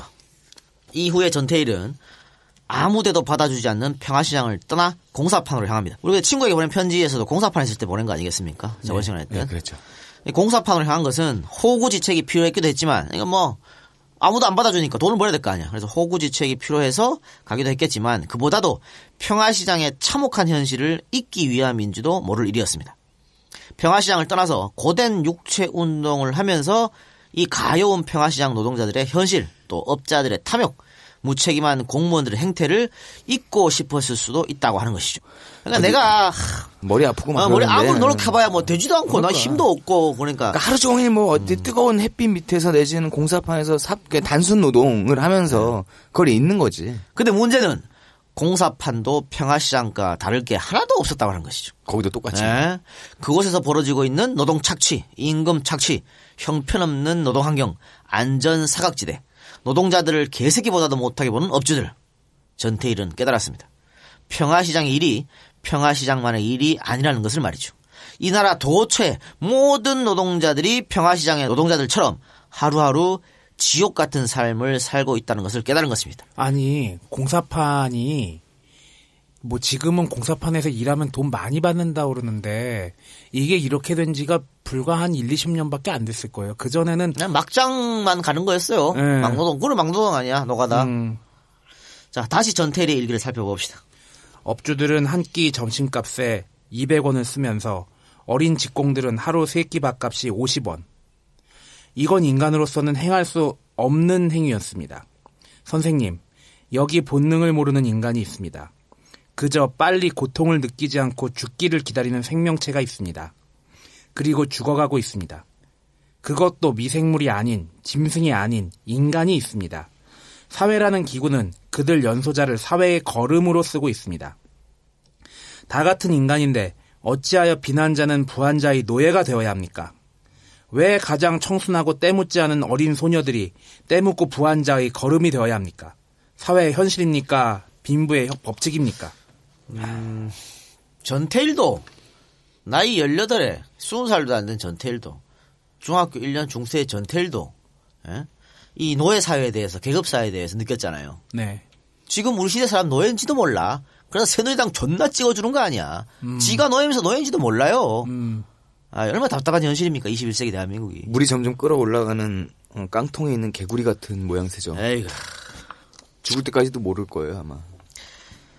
전태일은 다시 차디찬 현실로 돌아왔습니다. 1970년 전태일과 어머니가 살고 있던 집은 무허가 건물이란 이름으로 철거되었습니다. 철거가 되면 전태일은 다시 집을 또 지었습니다. 이렇게 전태일의 집은 7번 철거되었고 7번 새로 지어졌습니다. 이 이야기는 광주 대단지 특집에서 우리가 한 것 같습니다. 예. 도시 빈민의 거주 문제가 얼마나 심각한지를. 그렇죠. 다 연결되는 거예요. 다. 그 광주로 간 분들은 뭐 전태일 아니야? 다 전태일이지? 그렇지. 이때쯤 전태일의 일기에 죽음이라는 단어가 자주 등장합니다. 1969년 11월. 친구여, 나를 아는 모든 나여, 나를 모르는 모든 나여, 부탁이 있네. 나를, 지금 이 순간의 나를 잊지 말아주게. 그리고 바라네. 그대들 소중한 추억의 서재에 간직해주게. 뇌성 번개가 이 작은 육신을 꺾어버린다고 해도 그들이 아는 그대들의 전체의 일부인 나와 힘에 겨우 굴리다 다 못 굴린 그리고 또 굴려야 할 덩이를 나인 그대들에게 맡긴 채 잠시 다니러 간다네. 잠시 쉬러 간다네. 나를 잊지 말아주게. 잠시 쉬러 간다네. 이게 다 이제 죽음을 의미하는 것이죠. 네. 1969년 12월. 올해와 같은 내년을 남기지 않기 위해 나는 결단코 투쟁하련다. 역사가 증명한다. 이때부터 벌써 죽음을 생각한 것 같습니다. 어느 생각을 좀 한 것 같죠. 1970년 9월 노동판을 전전하던 전태일은 다시 평화시장에 나타났습니다. 1년간의 공백 기간이 있어서였는지 왕성사의 재단사로 취직도 했습니다. 그 사이에 사람들이 전태일이 노동운동하고 그런 것들을 좀 잊었을 수도 있는 거죠. 워낙 또 시장 통이니까. 예. 그는 흩어졌던 바보의 동지들을 다시 모아 삼동회를 조직했습니다. 삼동회는 평화시장, 동아시장, 통일시장 세 상가 노동자들의 모임이었습니다. 청계천을 기반으로 한 세 곳이네요. 삼동회는 첫 사업으로 전태일이 1년 전에 하다가 별 성과 없이 끝냈던 노동자들 실태 조사를 다시 벌이기로 했습니다. 신문사에도 어느 정도의 설문지를 모아서 오면 기사로 실어줄 수 있다는 희망 섞인 이야기를 하고 있었습니다. 요게 말이죠. 또 기레기 문제가 나오는 건데, 야, 봐라. 전태일이 자기가 존나 애써가지고, 이 청계천의 노동자들의 힘든 삶, 이거를 조사해가지고 자료를 만들어서 기자한테 갔잖아. 갔지. 근데 기레기가 뭐라 하냐면, 에이, 그걸로는 기사 쓰기 어렵고 좀 더 많이 갖고 와봐요 한 거야. 기자가 해야 될 일 아니야? 기자가 해야지. 지가 가야지. 지가 가고 막 물어보고. 그치. 야, 그렇게 업자한테 당하고 있어. 그러고 지가 기사 써야지. 이걸 갖고 전태일은 소재만 제공하는 거 아니야. 개새끼들 진짜. 아유, 우리나라 기레기들 진짜. 아유. 너 되었니? 누구한테? 아유, 있어. 그런 거 나쁜 놈 새끼들. 그래놓고 이제 존나 무시해. 그래? 너가 기레기 할 때부터 뭐 하나. 그게 무시 플러스 질투지. 그만해. 무시 플러스 질투가 막 올라와가지고. 이따가 회의할 때 누군지 좀 얘기하자. 아니, 많아요. 조선일보부터 시작해갖고, 조선일보 씨발한테, 니네 술 처먹을 때 우리 얘기하지 마! 죽여버린다, 다음부터. 아니, 여기 오늘 좋은 형들도 있어, 그러지 마. 그거부터 해갖고, 많아! 방송사 지랄 많아! 아유, 시사인 기자분들 오시잖아. 그니까 좋은, 우리, 응원하는 분들 많죠. 제가 이번에, YS 국장 그거 한다고. OBS 갔었거든. OBS 내 편 존나 많죠. 다 찾아와가지고 다 그런 그래요. 많습니다. 내가 어제 학회 갔는데 그 원광대에 있는 박사 우리가 나랑 같이 졸업한 형님이 계신데 그 형님이 야 여수 한번 오래더라 딱 한마디 하더라고. 그래서 왜 그랬더니 니네 팬들이 기다리고 있다 딱 한마디 하더라고. 많은데 또 그런 사람들도 있다 많은 거지 뭐. 아니 우리는 방송으로 이야기할 테니까 니들은 기사로 이야기를 해. 우리 신경 쓰지 말고 술 처먹다 우리 얘기하라고 지랄이야. 내 귀가 사방팔방 다 있다 이 새끼들아. 오죽하면은 이 작가가 국정원 그라프란 말이 나와. 내가 국정원의 정보력이야. 니네. 아유 씨. 자, 이런 기레기들의 얘기에 전태일은 희망을 봤습니다. 왜냐면 그전에는 그런 것도 없었거든. 관심도 없었지 아무도. 그러니까. 1차의 실패를 거울 삼아서 설문지가 업주들에게 걸리지 않도록 철저하게 보안을 유지했고 결국 126명에게 설문지를 받을 수 있었습니다. 그리고 전태일은 이를 바탕으로 노동청 앞으로 평화시장 피복 제조업 종업원 근로조건 개선 진정서를 제출했고요. 이 내용은 1970년 10월 7일자 경향신문에도 실리게 되었습니다. 경향신문의 소제목은 골방서 하루 16시간 노동, 소녀등 2만여 명 혹사, 거의 직업병, 노동청 뒤늦게 고발키로라는 것이었고요. 그 내용은 다음과 같았습니다. 나이 어린 여자 등이 좁은 골방에서 하루 최고 16시간이나 고된 일을 하며 보잘것없는 보수의 직업병까지 얻고 있어 근로기준법을 무색해하고 있다. 이들은 서울 시내 청계천 5에서 6가 사이에 있는 평화시장 내 각종 기성복 가공업에 종사하는 미싱사, 재단사, 조수동 2만 7천 명으로 노동청은 7일 실태조사에 나서 근로기준법을 위반한 업체는 모두 고발키로 했다. 이처럼 근로조건이 나쁜 곳에서 일하는데도 감독관청인 노동청에서 실시하는 건강진단은 대부분이 한 번도 받은 일이 없으며 지난 1969년 가을 건강진단을 나왔으나 공장 측은 1개 공장 종업원 2에서 3명씩만 진단을 받게 한 후 모두가 받은 것처럼 했다는 것이다. 여기 이제 기사를 제가 줄여서 갖고 왔는데요. 기사가 상당히 크게 나왔어요. 그래갖고 요 빠진 내용은 뭐냐면 그러니까 전태일이 기자한테 이야기한 거. 그동안 증언과 과정들. 어떤 노동 착취를 받았는지 그리고 지금 근무 환경이 어땠는지 이거 쭉 우리 방송에서 했던 거 그런 걸 쭉 기사로 쓴 겁니다. 요 기사를 받은 게 경향신문과 매일경제 딱 두 군데밖에 없었고 나머지 조중동을 비롯해서 모든 한국일보도 그렇고 다들 아무도 써주지 않았는데 그런데 경향신문과 매일경제 요 두 군데는 써줬고 이 기사가 나니까 난리가 난 거죠. 한바탕. 이슈가 됐네. 한바탕 난리가 났습니다. 이 기사가 경향신문에 보도되자 전태일과 삼동회 회원들은 뛸 듯이 기뻤습니다. 자신들의 이야기를 처음으로 들어준 사람들이 나왔던 겁니다.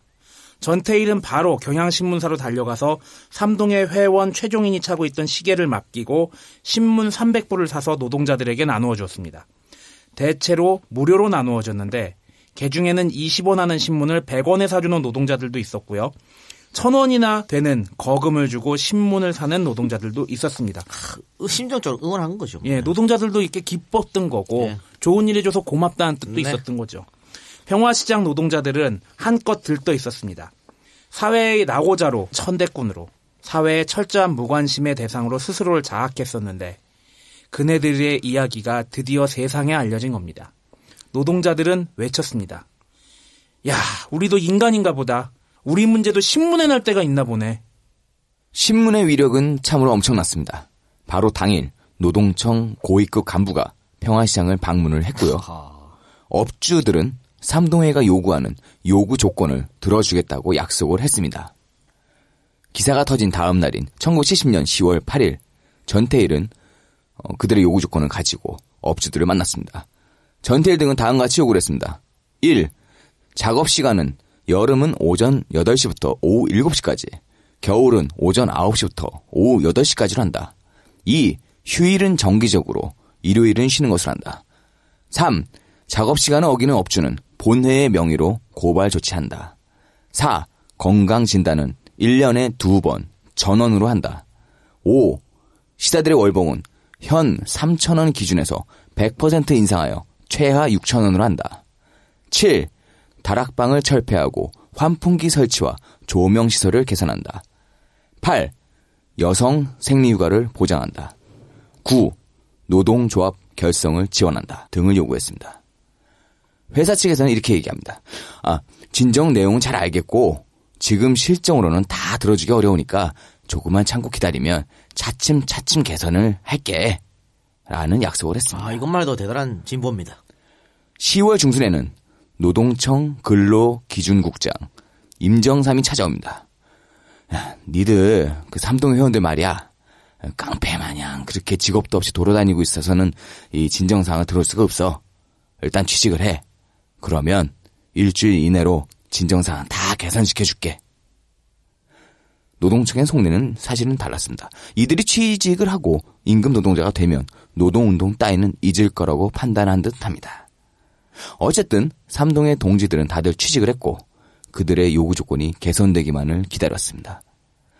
그러나 시간이 지날수록 요구 조건이 개선되기는커녕 도리어 어린 노동자들에 대한 사측의 협박이 이어졌고 당국의 태도도 달라졌습니다. 경찰 및 정보계통 사람들이 이들을 감시하기 시작한 것입니다. 약속이 지켜지지 않자 전태일은 다시 노동청에 달려가 따졌으나 돌아온 대답은 너무나 허탈했습니다. 진정 내용을 실현시켜보려고 노력을 했는데 그게 잘 안 되더라고. 현실적으로 불가능한 일이야. 야, 이씨 개새끼. 아니 이게 지금 박근혜 정권에서 하는 노동법 개혁하고 똑같은 거예요. 지금 협상을 어떻게 했어? 그 재벌들은 노력한다 해놨잖아. 그치. 그걸 갔다 와서 지금처럼 너 했는데 안 돼. 안 되는데 어떡하냐? 그만인 거잖아. 나쁜 새끼들 진짜. 40년이 지났다. 40년이. 인간들아. 전태일은 분노했습니다. 삼동의 동지들에게 10월 20일 날이 노동청 국정감사 날이니까 그날 노동청으로 가서 데모를 하자고 제안했습니다. 왜? 이 정부 입장에서 가장 골 때리는 게 국정감사 아니야? 그렇죠. 대가리 존나 아프거든. 근데 그날 얘들이 와서 앞에서 데모하면 깝깝하지. 좆되는 거 아니야. 그래서 이렇게 삼동회의 데모 움직임이 보이자 노동청의 근로감독관이 다시 전태일을 찾아옵니다. 아니 근데 우리는 대통령이 국회에서 연설하러 가는데 그 앞에 데모해도 대통령 꿈쩍도 안 하잖아. 우리 대통령은 뭐 생각이 멘탈 가. 하여튼 근로감독관이 할 얘기를 보겠습니다. 전태일 씨 왜 이래요? 데모는 뭔 데모야. 우리가 다 해결해 준다고 했잖아요. 내 약속할게. 앞으로 근로감독권을 강하게 발휘해서 업주들로 하여금 당신들 요구 조건 다 들어주도록 할 테니까 며칠만 참고 기다려봐요. 알겠지? 20일 날 데모는 절대 안 돼. 20일 날만 하지 말라는 얘기지. 10월 20일이 지나서 근로감독관이 다시 전태일을 호출합니다. 전태일 씨, 아시다시피 당신들 요구 조건은 애초부터 들어주기 힘든 거였어. 화장실 갔다 나왔다는 얘기지. 그렇지. 이제 국정감사 기간을 넘겼다 이거지. 그만 포기해. 대신 개인적으로나 가정적으로 어려운 일이 있으면 얼마든지 얘기해요. 그건 내가 다 들어줄게. 아니 무슨 말씀이십니까? 약속이 틀리잖아요. 약속은 무슨? 아니 그럼 하고 싶은 대로 해봐. 국정감사 다 끝났는데 뭐 어쩔 거야? 네. 전태일은 이대로 당하고 있을 수 없다고 생각했습니다.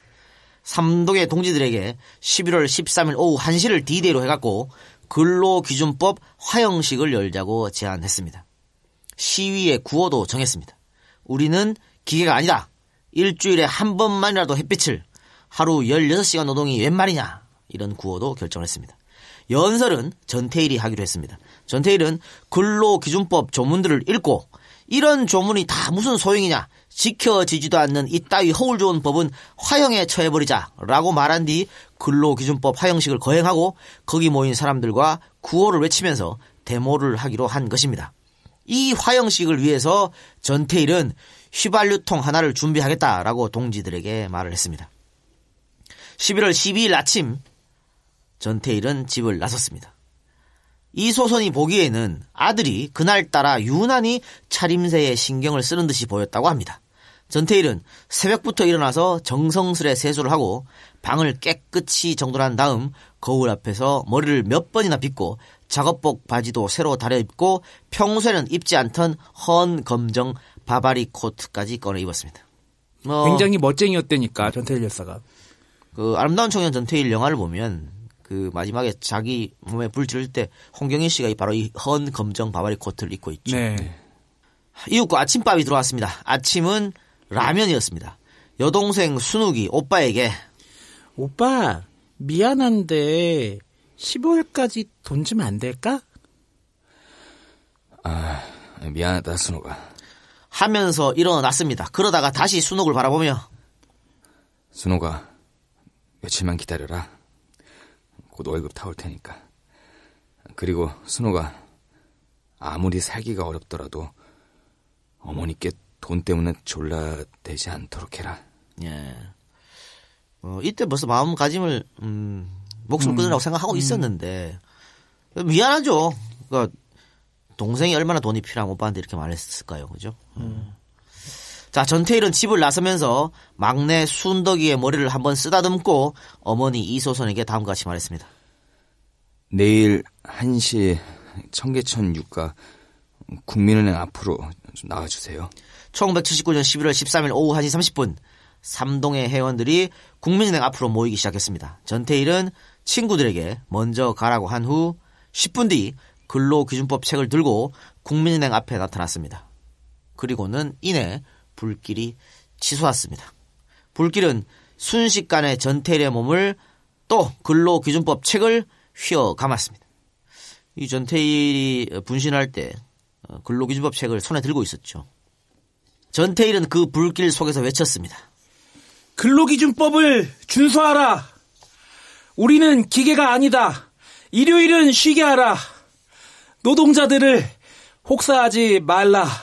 곧 쓰러진 전태일의 마지막 말은 내 죽음을 헛되이 말라였습니다.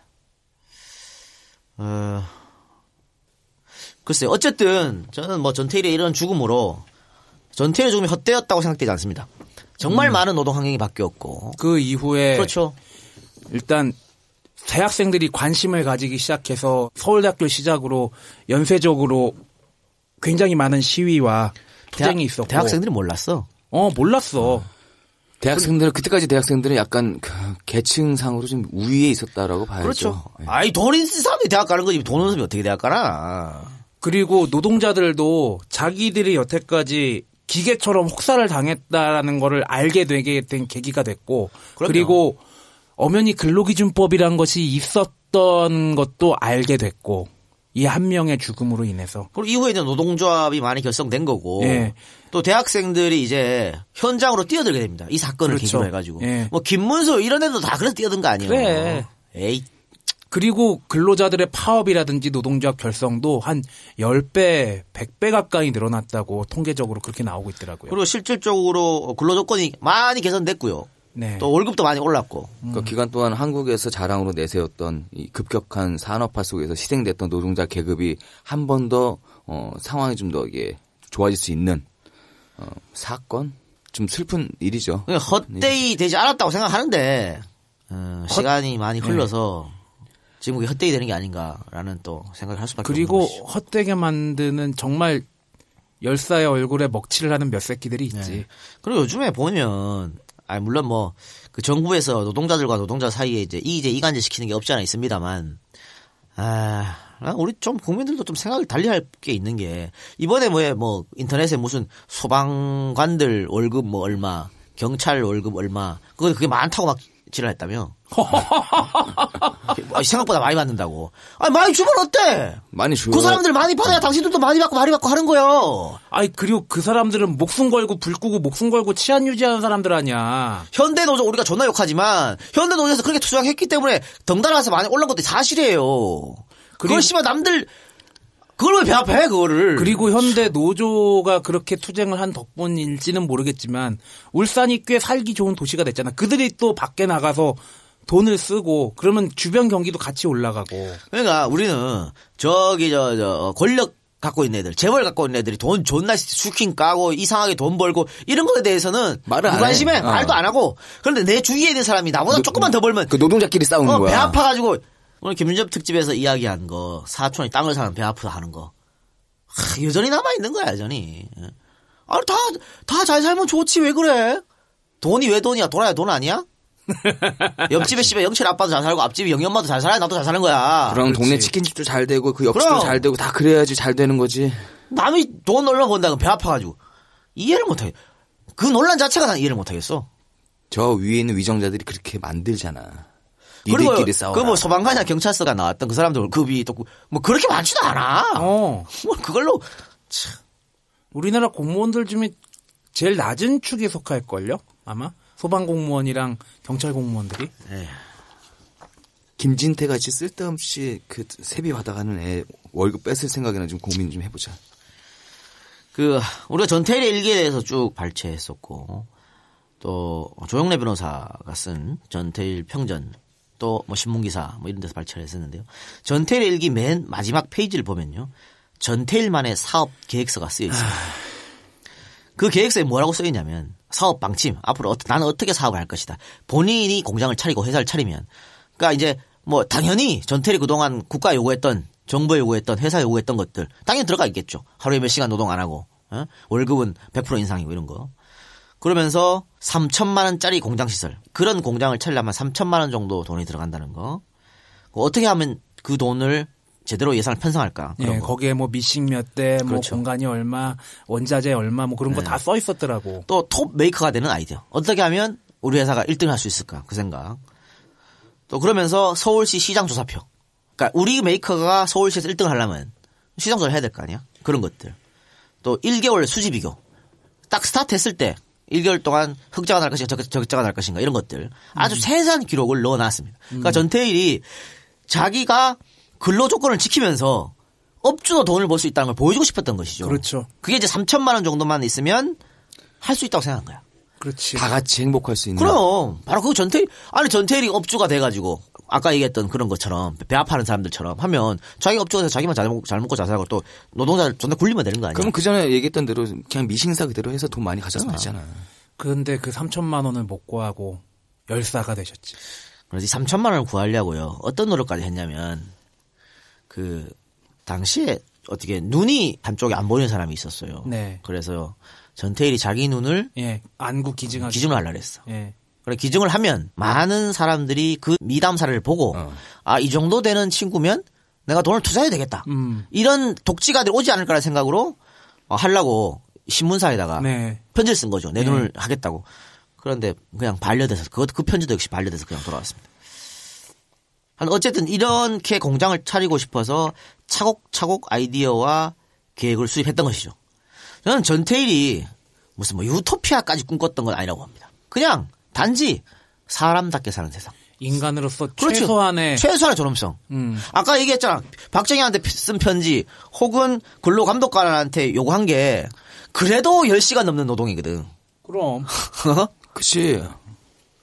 그래도 그렇게 시다 월급을 올려도 그 월급도 그렇게 많지가 않은 거였어요. 뭐 시다들이 그렇다고 새로운 계급으로 올라가는 것도 아니고. 그러니까 최소한의 사람답게만 해달라는 요구였고 그런 사회를 꿈꾼 거죠. 무슨 뭐 유토피아가 되고 세상을 뒤집고 이런 게 아니었다는 거죠. 근데 당신은 그런 너무나 당연한 인간의 천부적인 인권조차도 없었다는 게 우리 노동자들의 실태였다. 지금도 뭐 안타까운 거죠. 그리고 사실은 이 전태일 열사보다 더 열심히 운동하신 분이 이제 이소선 여사가 되겠죠. 이소선 여사가 그 아들이 본인이 사준 책 아니야. 네. 본인이 빚어다 가지고 근로기준법 그 집을 떠나 나올 때 마지막 날 떠나 나올 때 전태일 여사가 이 여사한테 근로기준법 책 어디 있냐고 물었는데 안 줬어요 처음에 이 여사가. 뭔가 느낌이 이상하지. 안 줬는데 막 난리를 친 거야 책 달라고. 근데 그게 이제 마지막이 되었던 것이죠. 그리고 어머니가 병원에 왔을 때 그렇게 또 기뻐했다고 그래요.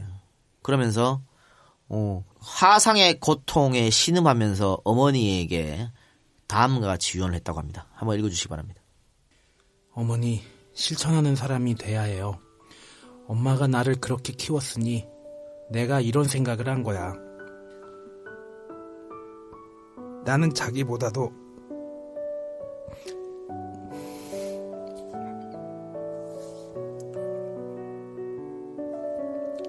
남을 더 사랑하고 도와줘야 한다는 엄마 말을 따라서 자라서 그대로 실천했으니까 엄마도 내 부탁을 들어주세요.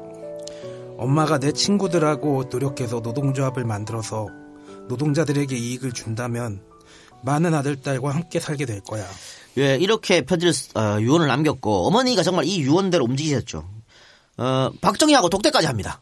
하도 어머니가 난리를 치니까. 그래서 그렇게 해서 정말 노동조합을 많이 만들었고요. 노동자들에게 이득을 주는 삶을 사셨죠. 또 민주화 유가족 협의회 이것도 그 민가협에서 이소선 여사를 찾아온 거지. 제발 당신이 회장직을 좀 맡아달라고. 그래서 본인이 맡아가지고 정말 자기 일처럼 평생을 그렇게 사셨죠. 평생을 그렇게 살았습니다. 감옥도 왔다 갔다 하면서.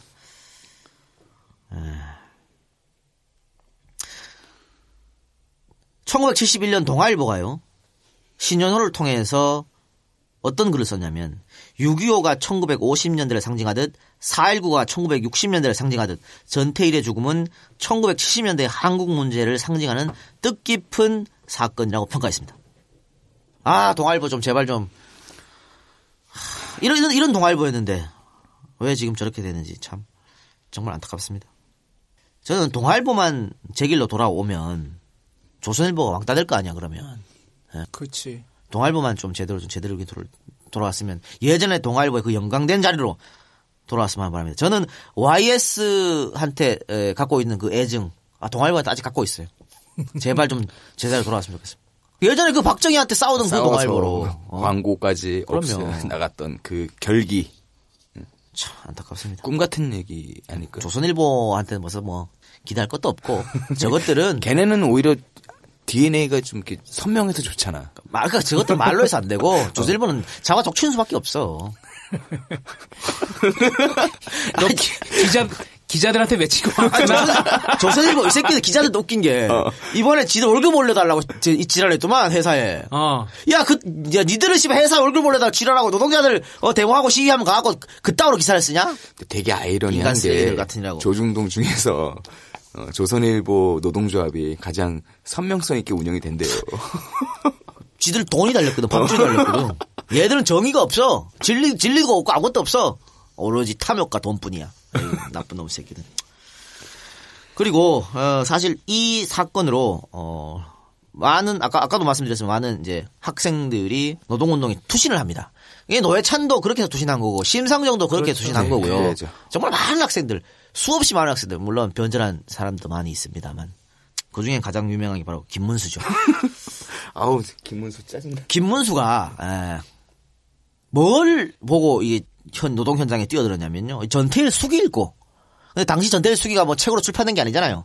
출판할 수 없잖아. 없지. 그냥 그거 뭐야 등사기로 그런 거 있잖아. 미는 걸로. 그거 복사된 종이, 그 복사된 수기를 읽고 현장에 뛰어들었습니다. 그리고 그때부터 김문수가 마음이 흔들릴 때마다 전태일 열사가 묻혀있는 마석 모란공원을 찾아갖고 참배했다고 합니다. 지금 근데 뭐하나? 경기도 지사 돼갖고 뭐 했나니? 어? 삼성 만세 외치던 게 김문수인데 노동자들 생각해 또놓고 노조위원장 출신이라는 게 말이야. 아유, 씨. 열심히 운동했으니까 열심히 변제라는 거 아닐까? 그렇죠.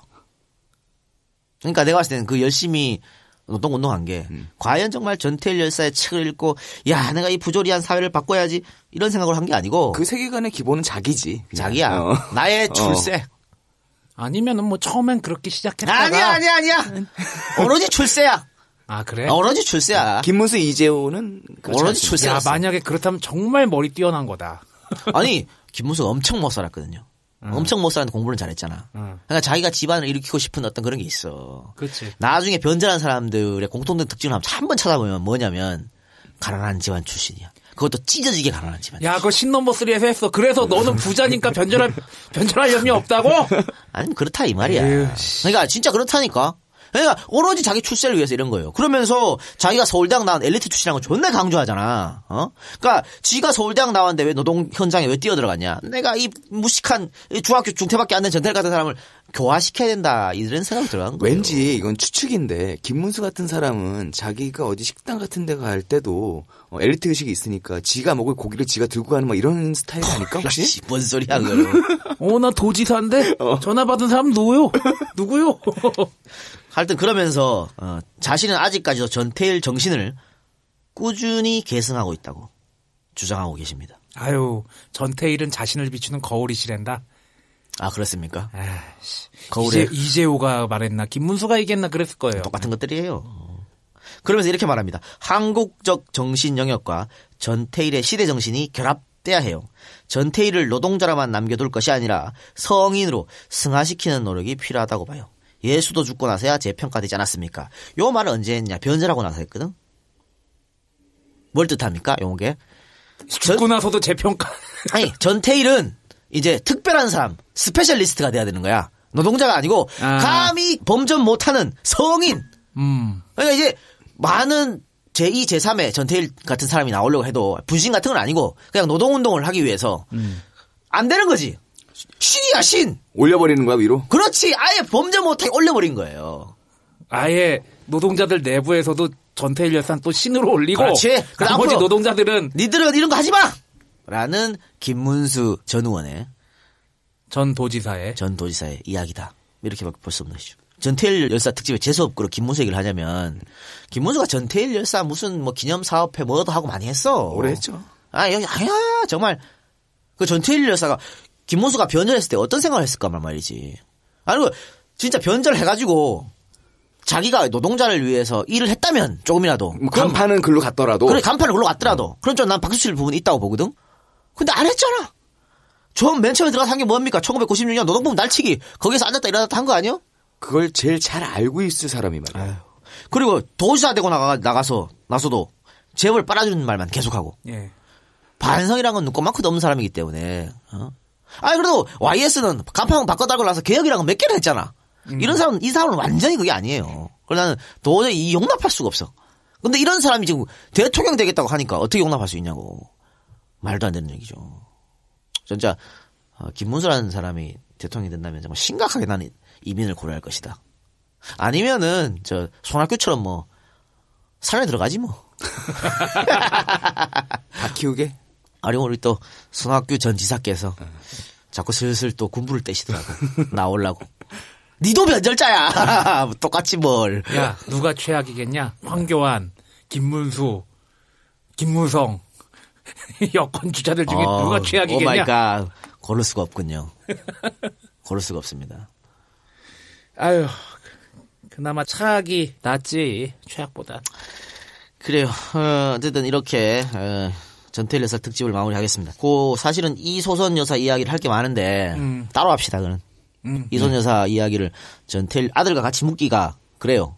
왜냐면 이분도 그 아들 못지않은 훌륭한 민주투사입니다. 또 노동자들 위해서 헌신한 사람이고. 전태일의 어머니인 동시에 모든 진보 세력의 어머니의 그럼요. 위치까지 가신 거지. 그렇죠. 그래서 이분은 따로 해야 된다.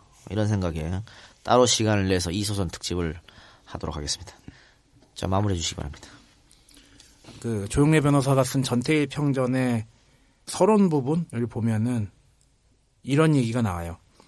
우리는 전태일에게서 가장 인간적일 때 가장 진보적이 된다는 명제를 배운다. 몇 번 얘기했지만 지금 뭐 야당도 결국에는 과연 민중들을 향한 것인가? 과연 인간적인 것인가? 사회가 이렇게 되면 안 된다라는 입장에서 정치를 하는 것인가? 여당은 기대도 안 해요, 솔직히. 그리고 수고 언론은 기대도 안 해요. 좀 우리가 몇 번 얘기했지만 괴물은 되지 말았으면 좋겠습니다. 좀 인간적인 것이 가장 진보적인 거. 그리고 결국은 진보가 가장 이성적이고 감성적으로 인간적인 거라는 거 잊지 않았으면 좋겠습니다. 이상입니다. 제가 저번 방송에 약간 울컥했던 부분, 오늘도 방송 참 힘들었는데요. 울컥했던 거는 다른 얘기나 먼 얘기가 아니라 저희 어머니가 딱 이때 그 공단에 계셨어요. 그래서 아마 이 비슷한 환경에서 일을 하신 것 같고 지금도 이렇게 오른쪽 손가락을 보면 너무 굳은 살이 많아서 이렇게 스마트폰이 잘 이렇게 안 밀리더라고요. 다른 시대 이야기 아니라 우리 어머니, 부모님 시대 이야기를 이렇게 끔찍한 이야기를 직접 하려니까 참 방송이 힘들었던 것 같습니다. 전태일 열사가 분신이라는 극단적인 방법을 취했을 때는 아마 그 시대를 살고 있던 자기와 같은 그 수많은 전태일들의 말 못하는 고통들을 자기가 그 불을 통해서 같이 태워서 가신 게 아닌가라는 생각을 합니다. 그리고 참 고통스러우셨을 거예요. 바로 현장에서 돌아가신 것도 아니었고요. 시간이 좀 걸렸었고요. 그때 고통은 상당하다고 합니다. 아마 그 시대에 많이 아픈 사람들의 그걸 가져가려고 하셨으니까 우리가 할 수 있는 거는 이분이 하려고 했던 이야기들, 그 이야기들을 기억하고 이런 일들이 또다시 발생하지 않도록 해주는 거. 아마 그게 가장 전태일 열사가 본인 스스로 예수님이 되고 싶어서 아니면 성자가 되고 싶어서 그런 행동을 하신 게 아니라 정말 바라신 건 누구나 다 전태일이 되었으면 좋겠다라는 걸 바라시지 않았을까라는 생각을 합니다. 이상입니다. 전태일은 그 자신을 위한 삶을 산 게 아니죠. 결국 남을 위한 삶을 마지막까지 걸은 거죠. 전태일 여사 사망한 게 23살이에요. 정말 말 그대로 꽃다운 나이 아니에요? 꽃다운 나이. 23 채 피워보지도 못한 나이고. 그 한때 그 자기 첫사랑 말고 또 좋아하는 녀석이 한 명 있었습니다. 한 명 있었는데 어느 순간 눈을 떠보니까 자기한테 그런 감정이 쌓인 거지. 그러고 나서 생각한 겁니다. 내가 지금 뭐 하고 있는가? 왜? 본인은 사랑을 사치라고 느꼈던 거예요. 저 불쌍한 여공들의 인권을 위해서 내가 일을 해야 될 사람이 이성한테 빠져서 이러고 있다고. 참 그런 게 23살이 선택할 수 있는 게 아니지 않습니까? 그렇죠. 그러니까 정말 남을 위한 삶을 살다가 이제 불꽃같이 간 사람인데 많이 안타깝죠. 병원에 사실은 분신 상태에서 다 방치됐었어요. 예. 어떻게 할 줄 몰라가지고 사람들이. 그 와중에도 또 치료를 도와주질 않았어요. 병원 가서도 여기저기 옮겨다니면서 방치됐었고. 방치됐었고. 그 얼마나 뜨거웠을까. 그런데도 그냥 방치되고 있었잖아요. 그러니까 우리 모두가 그의 죽음을 방기한 게 아닌가 그런 생각 들고 새누리당 출신 애들은 원래 그런 인간이라고 원래 그런 DNA라고 치고 우리 야당 혹은 우리 일반 민중들만이라도 전태일 열사가 남긴 유훈을 좀 지켜야 되지 않을까 싶어요. 아까 제가 뭐 농담식으로 사촌이 땅을 사면 배 아프다 이런 얘기했지만 더불어 사는 게 뭡니까? 에? 그러니까 유토피아가 아니라 사람답게 그래요. 살자라고 말씀하신 거잖아요. 그리고 국가 권력이라는 것도 국가의 공권력이라는 것도 국민의 세금에 의해서 움직이고 국민들의 투표에 의해서 뽑힌 사람들이 움직이고 그런 거 아니겠어요? 근데 계속해서 집회에 대해서 불화한다 그러고 탄압한다 그러고 조용래 변호사가 권인숙 사건에 대해서 변론했을 때 이런 말씀하셨네. 국가의 공권력이 거꾸로 인간적 존엄성을 훼손하고 인간적 가치의 실현을 제약하는 파괴적 힘으로 작용하게 된다면 그 같은 공권력은 더 이상 존재하여야 할 의의를 상실하게 되는 것입니다. 라고 했네요. 근데 조용래 변호사가 전태일 평전에서 그런 얘기 썼습니다. 데모를 왜 하느냐? 우리 요구 조건을 간철시키려고 하는 것이다. 그럼 당연히 강하게 나가야 되는 것이. 평화적으로 시위해갖고 어떻게 간체를 되냐 말이야 그게. 정상적으로 말을 들어줬으면 그 사람들이 그 이 추운데 나왔겠어. 그럼 누가 어떤 정부가 그 말 들어주냐고. 강하게 더욱 강하게 해서 더 이상 가만히 있지 않겠다는 걸 보여줘야 말을 듣는다는 거거든. 언제까지 분신을 해가지고 그 방법으로 의견을 표출해야 되냐고. 그리고 뭐 재벌들도 마찬가지입니다. 맨날 사훈, 노동자는 우리 가족 뭐 이런 거 있잖아. 맨날 말만 하는 거죠. 다 족 같은 회사. 국무총리나 대통령이나 우리가 이렇게 산업이 발전하고 우리 사회가 선진국으로 도약한 것은 다 노동자들의 피와 땀 때문입니다라고 말만 해. 예? 그래서 저 또 노동자들 경시하는 거지. 그래놓고 병특 이빨 뽑아가지고 우리만 안 들으면 어차피 니들 말고도 쓸 애들 많아. 그래서 자행되고 있죠. 비정규직을 2년에서 4년 늘린다는 거 아니야. 그리고 이거는 학력과 학벌의 문제가 아닌 게 뭐 제 주변에도 그리고 뭐 저 입장도 그 수많은 시간 강사들 결국엔 열정페이를 강요받는 거 아니에요. 그런 식으로. 이게 노동의 문제란 건 단순하게 저학력을 가진 사람들의 문제가 아니라는 거죠. 더 많은 사람들의 문제고 거의 인간으로서 대부분이 가지는 문제이기 때문에 좀 많은 개선이 아직도 필요하고 유지는 해야지 역행은 하지 말아야 될 거 아니야. 그렇습니다. 또 우리 기업들도 좀 생각을 바꿔야 되는 게 노동자들 쥐어짜고 임금 깎고 인건비 줄이고 해서 절대 그 회사에 플러스 안 됩니다. 그 플러스 되는 거 얼마 안 돼. 푼돈이야. 오히려 노동자들 월급 많이 주고 그 사람들이 또 더 좋은 제품을 사고 더 많이 쓰도록 소비를 유도하고 이게 지금 현 시대에서 말하는 그런 건데 어떻게 지금 뒷바꾸 돼갖고 아직도 노동자 임금만 깎으려고 그렇게 설치면 어떡하냐 말이죠. 노동자인 동시에 소비자들이지. 그럼요. 예, 뭐 안타까운 방송이었습니다만 오늘 방송 여기서 마치고 엔젤퍼센 소개해 주시기 바랍니다. 제공 이준용, 찬우빠더, 섹시한 이 작가 이상입니다. 고맙습니다. 고맙습니다.